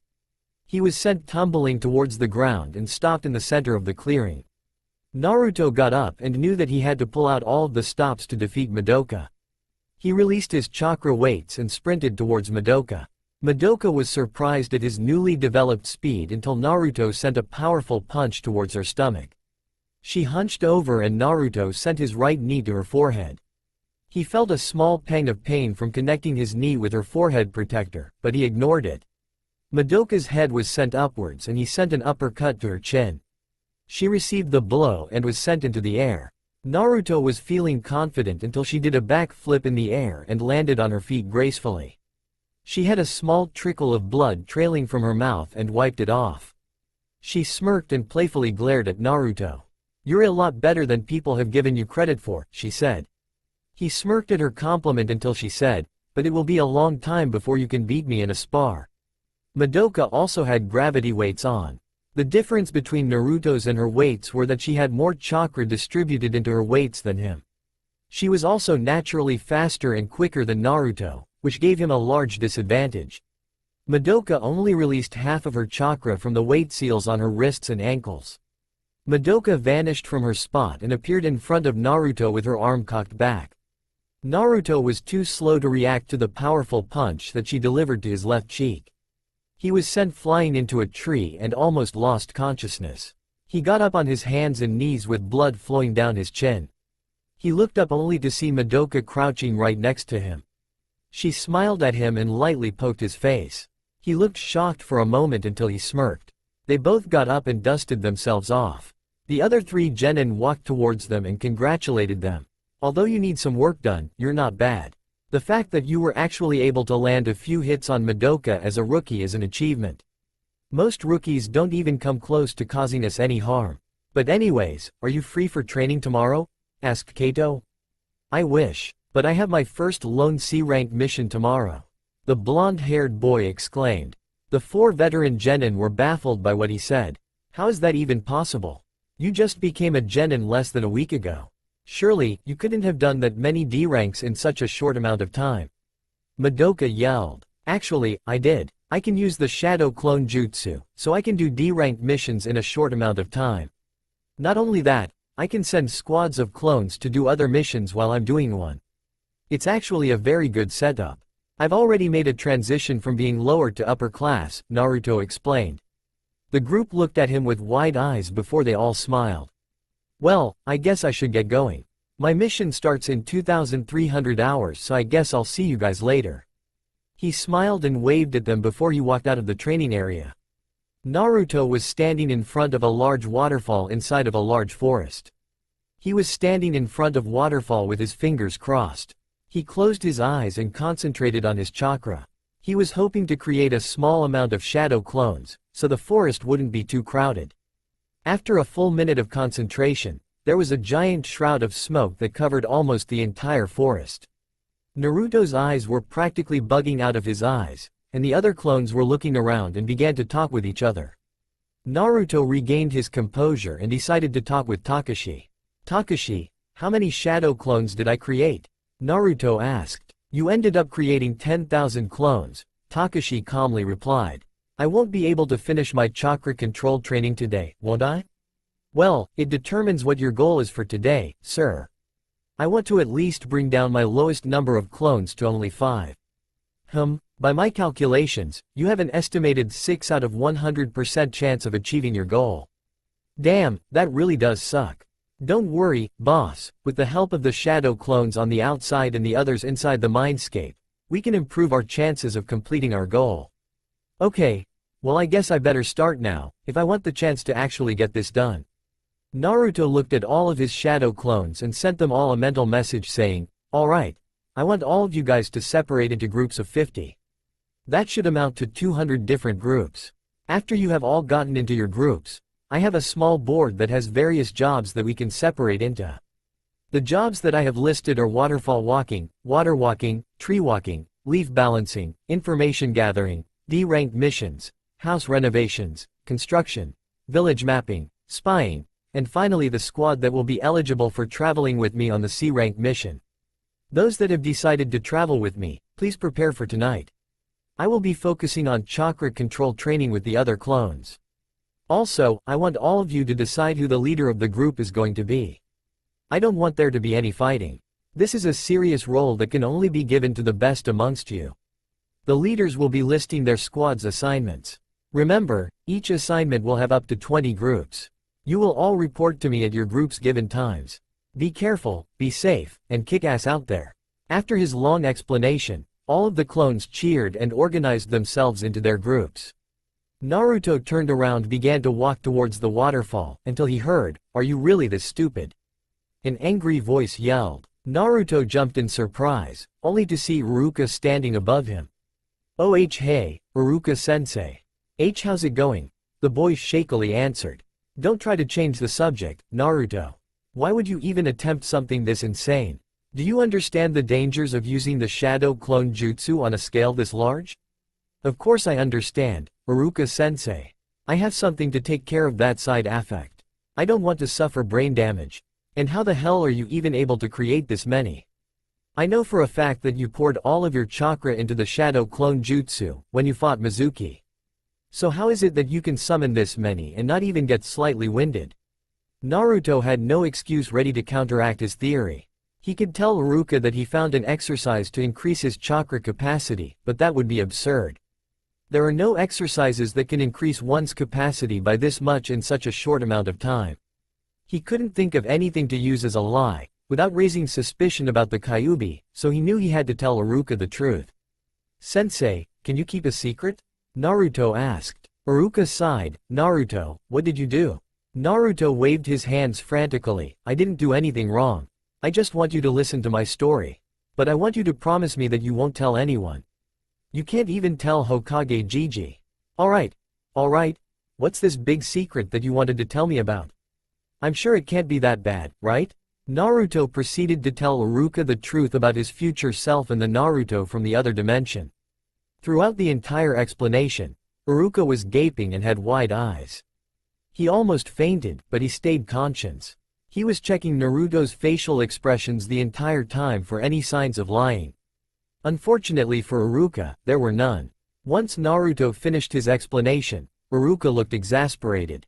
"Why didn't you tell anyone about this, idiot?" Iruka yelled. "I wanted to keep it as a secret, so I couldn't raise any suspicion about the Kyuubi. And besides, I don't want the entire village to know that I have this much chakra. People would have access to one of my greatest secret weapons for fighting, and they would try to find ways to counteract it. Not only that, but the villagers would start getting even more wary of me. I don't need the villagers thinking that I'm becoming too powerful. They will assume that I've been taken over by the Nine Tails, and they'll end up trying something crazy." Naruto explained to Iruka. "Okay, you have a deal. I won't tell anyone about this, but you need to be careful. But I have one last question. How are you able to organize all of your shadow clones' memories?" "I set up clones in my mindscape to do that. That way I can summon as many clones as I want, without suffering the consequences." Iruka smiled and said, "That was very resourceful, Naruto. I'm proud that you were able to use your almost non-existent brain for once." Naruto cursed Iruka for his snide comment. The blonde-haired boy then looked at Iruka with a serious expression and asked, "Hey, Iruka-sensei. Do you want to live with my Ayame-chan, Tsuchijiji, Misa Obaa-chan, and me? I'm building a mansion soon, and I'm assuming that it will be halfway done by the time I get back from my C-rank mission." "You're building a mansion? How much land are you planning to get?" "I'm going to buy at least 40 acres worth of land. I've seen the landscape, and it has a decent-sized lake behind it too. But then again, after I took the amount of land I have into account, it's not really that big. I'm planning to make more buildings around it, but I just wanted to make this my starting point. We could also use your help on building the house. We need your help with measurements and other things like that. What do you say, Iruka-sensei?" "Of course I'll do it. I can't wait." "Okay. Well, do you see that group of clones over there?" Naruto pointed towards a group of 50 clones conversing with each other. Iruka nodded and Naruto said, "I want you to go help them with finding a good company for house renovating. I'm sure with your help, everything will go smoothly." "You got it, Naruto. I'll see you at the main gates before you leave for your mission," Iruka said as he walked towards the group of clones. Naruto nodded and went back to his waterfall walking training. Kakashi walked up to Sasuke and Sakura to start their usual routine for the day. One-on-one sparring and one D-rank mission, and was greeted by Sakura's usual response, "You're late." Kakashi sheepishly looked at Sakura and said, "I would have gotten here sooner, but there was a maniac running around the village with no clothes on and someone had to stop him. That's the worst excuse that I've ever heard. And I can see you not trying to laugh behind your book. She yelled as Kakashi silently chucked. Sakura then looked at her sensei worriedly. Wait, if you're here then where's Naruto? Kakashi looked at her and said, he's probably getting ready for his C-rank mission. Sasuke angrily glared at his sensei and yelled, how the hell was he allowed to do a C-rank mission before us? I'm a lot more capable and smarter in combat situations. I've trained this much, only to get shown up by the dead last. Kakashi kept his nonchalant demeanor and replied, Sasuke, Naruto was only given the mission due to the amount of D ranks he was completing in such a short amount of time. Hokage-sama gave every genin the privilege to reach a certain goal of D rank completions within a certain amount of time. What are the requirements? Well, a genin must complete at least 500 lone D rank missions within a week's worth of time. Sasuke looked utterly shocked and disgusted. That's not even possible for just one person. I'll need to go to the hospital for chakra exhaustion before I can even do the mission. Not only that, but I'll have to complete the missions in a very short amount of time. Well, it wasn't impossible for Naruto to reach. He was able to reach the goal in only a few days. He basically broke the record. Did you see the amount of shadow clones he had out there? He's a chakra monster. He has more chakra than me, you, and Sakura combined. Well, I would teach you the shadow clone jutsu to you for assistance. Unfortunately, there is a reason why the jutsu is only accessible to higher-ups. Sasuke, if you even try to summon one clone, you will die from chakra exhaustion. Sasuke looked at Kakashi with a shocked expression. He couldn't believe that a jutsu could cost that much chakra. But the bigger question is Naruto's ability to summon so many and not even get slightly winded. Sasuke sighed, alright, I'll just have to do them without shadow clones. I promise that by next week, I will complete that goal. Kakashi nodded, well, I wish you the best of luck. Anyways, I'm guessing that we should start with our daily routine. Since Naruto isn't here, I want you two to spar against each other. I will observe and point out your flaws. The two genin nodded and walked towards the clearing. Naruto was kneeling and panting on the ground. He was looking at the waterfall with a large smile on his face. The teamwork of his shadow clones worked wonders, as they were able to complete the water walking exercise. The clones telepathically transferred their information to the others and resumed to perfect their water walking. With the information from the water walking clones, the tree walking clones were able to complete their task in a matter of minutes. Naruto and his waterfall walking squad were 95% up the waterfall, and the leaf balancing squad was able to stick 2 leaves to their forehead. Things were definitely going a lot better than he originally planned them to. After only 15 minutes he and the waterfall clones completed their task. Naruto was standing at the top of the waterfall and all of the clones below were chanting, speech. Speech. Speech. Naruto looked at his clones and chuckled. It was refreshing to see himself acting in such a manner. He guessed he could give them all a speech for their hard work. Well, I'm not good at speeches, but I want to get some things on my chest that I want to air out. I want to say that we did this. We were faced with a difficult challenge with such a short time limit, and we tackled that challenge. But I couldn't do this alone. You are the reason that I was able to overcome this task. I want to say is thank you for all of your hard work. I look forward to any future projects that we have, and I know that we will be able to accomplish our goals in record time. Naruto exclaimed. All of the clones were cheering very loudly and celebrating their accomplishments. I'm sure all of you are exhausted by now, let's take a break. All of the squad leaders may now discuss the next task for their squads. I will be having a brief discussion with Takashi. So, this is what your training methods are? Asked a female voice behind Naruto. Naruto turned around only to see Izanami standing there staring at him curiously. Well, I'll admit that it is unheard of. But as you can see, the method definitely works.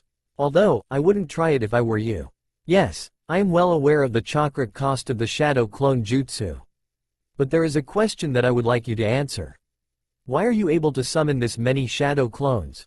Naruto looked away sheepishly and replied, I was born with a lot of chakra.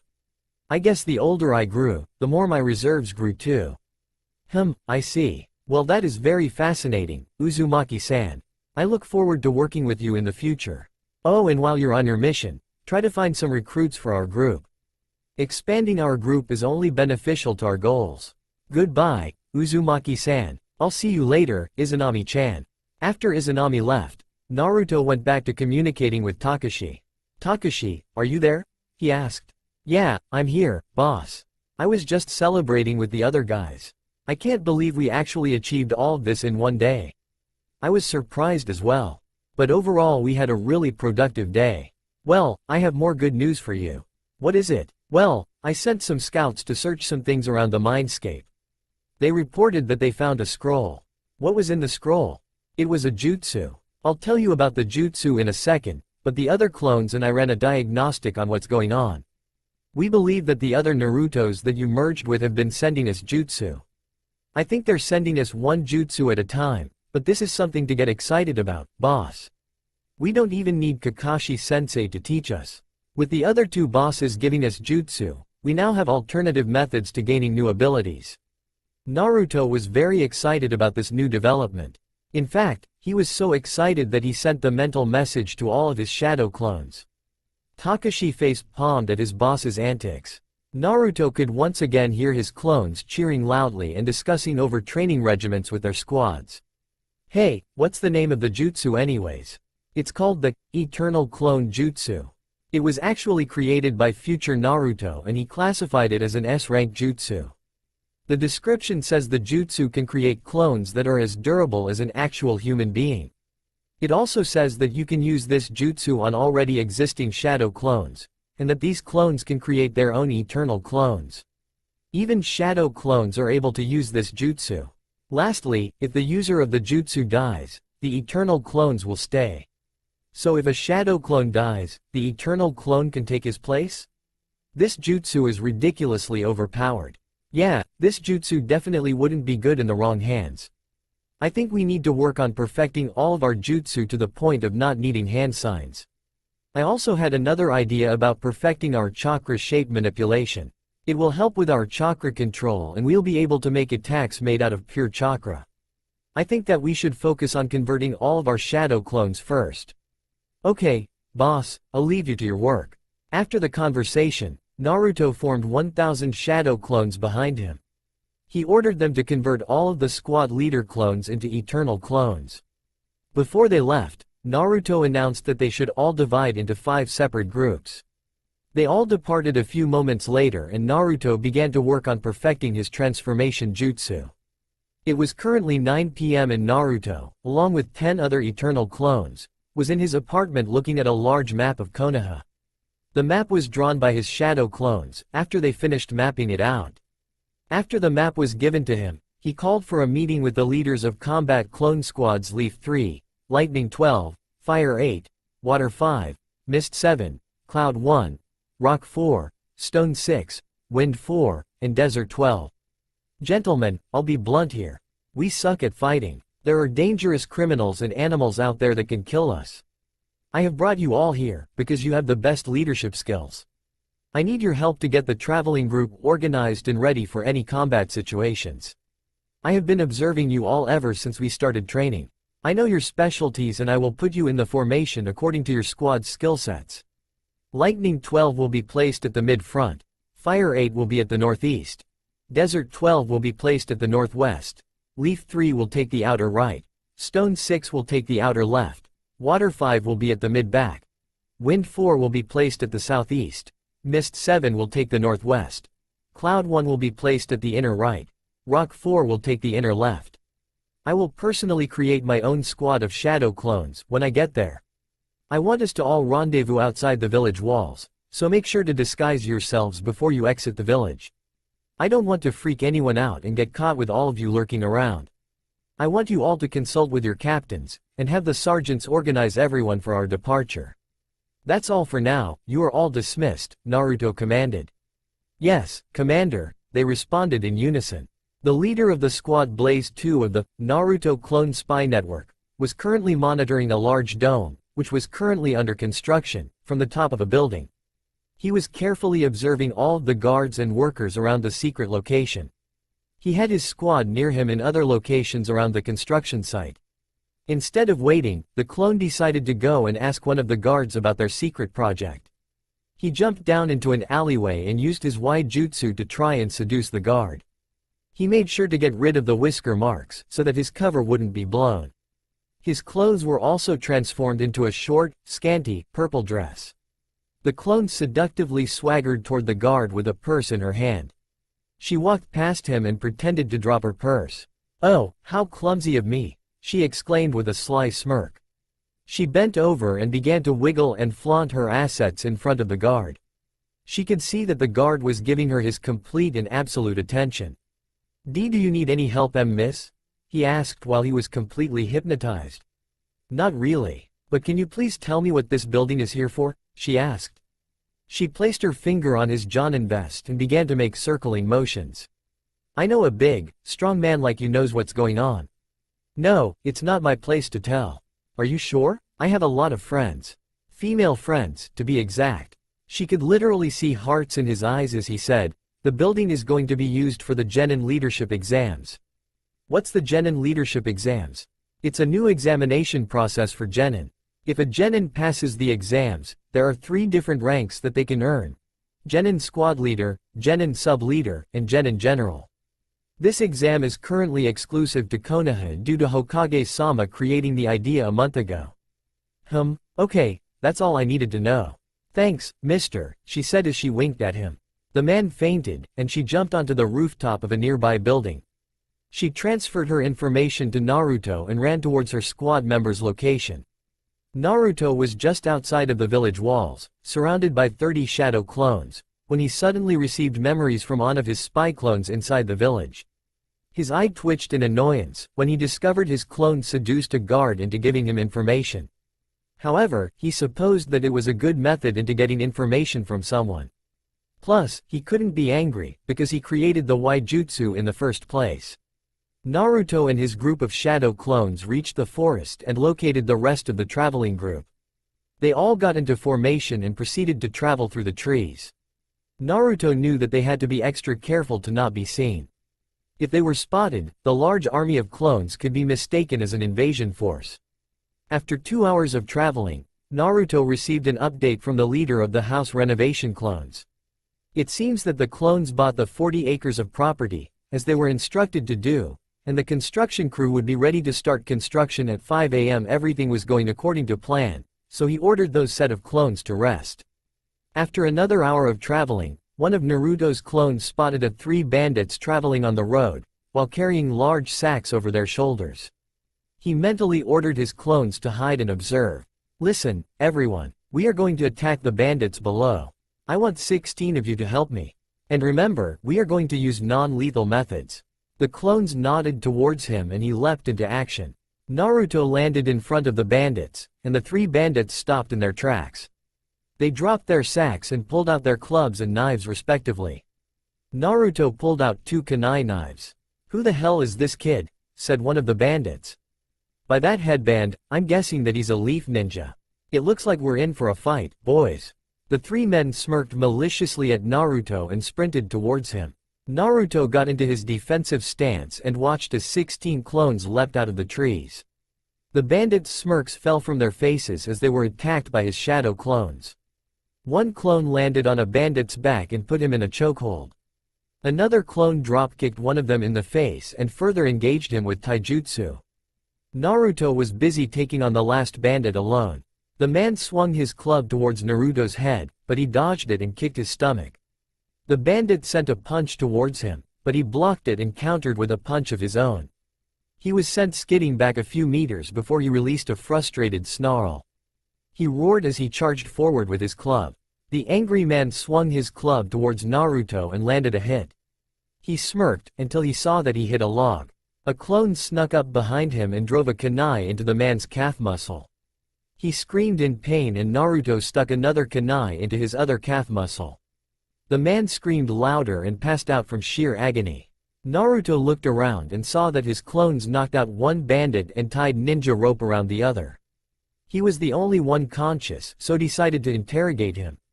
Naruto walked up to him and said, "All right, I am going to ask you a few questions and you're going to answer them. Do you understand?" The fearful man nodded. "Good, so how many of you are there? And don't lie. There's a lot of us in a camp up north. It's not far from here. It's only 3 minutes away, if you walk. Please don't kill me, the man stated. Naruto looked at the man and knocked him out with a punch. He told his clones to look in the bags.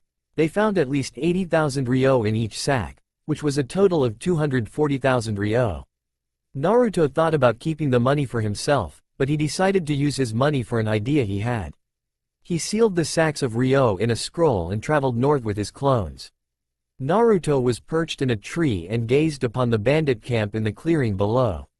They had a lot of tents around campfires and a large amount of male and female bandits walking around. They were all walking around and talking with each other. Naruto thought this was a good time to attack, while they're all distracted. He knew that the number of clones he had wasn't going to be enough to match their numbers. Okay, I want all of the squad leaders to activate the animation jutsu to give us cover. And I want one of you shadow clones to stay back and cover us with the landscape jutsu. I'll be on the forefront with the rest of the clones. And remember to stay hidden. I want the rest of you to get into zone coverage tactic 14. Alright, let's go, Naruto stated. He leapt into the air and formed 3,000 shadow clones that descended upon the camp. It was complete madness. Various explosions were being set off in the clearing, floating kunai were all over the place, parts of the ground were instantly disappearing, and many of the tents were on fire. The clones were engaged in close-quarter combat battles. Naruto was in a battle with a female bandit that knew how to proficiently use a scythe. He was struggling in the fight, but so was she. She kicked his ribs and sent stumbling back a few inches. She swung her scythe, but he parried with one of his kunai. Naruto punched her jaw and tripped her with a low, sweeping kick. She fell on her back and raised her weapon in defense. Naruto jumped back with a sigh of frustration. She quickly rose to her feet and began to breathe heavily. Naruto noticed that she was getting exhausted and he decided that this was the correct time to act. Naruto switched his kunai into a backwards grip and ran towards her. He extended the tip of his kunai forward and he expected her to parry the attack. That was until the blood splashed all over his face and clothes. That's all for now. If you enjoy, then please like, share and do comments.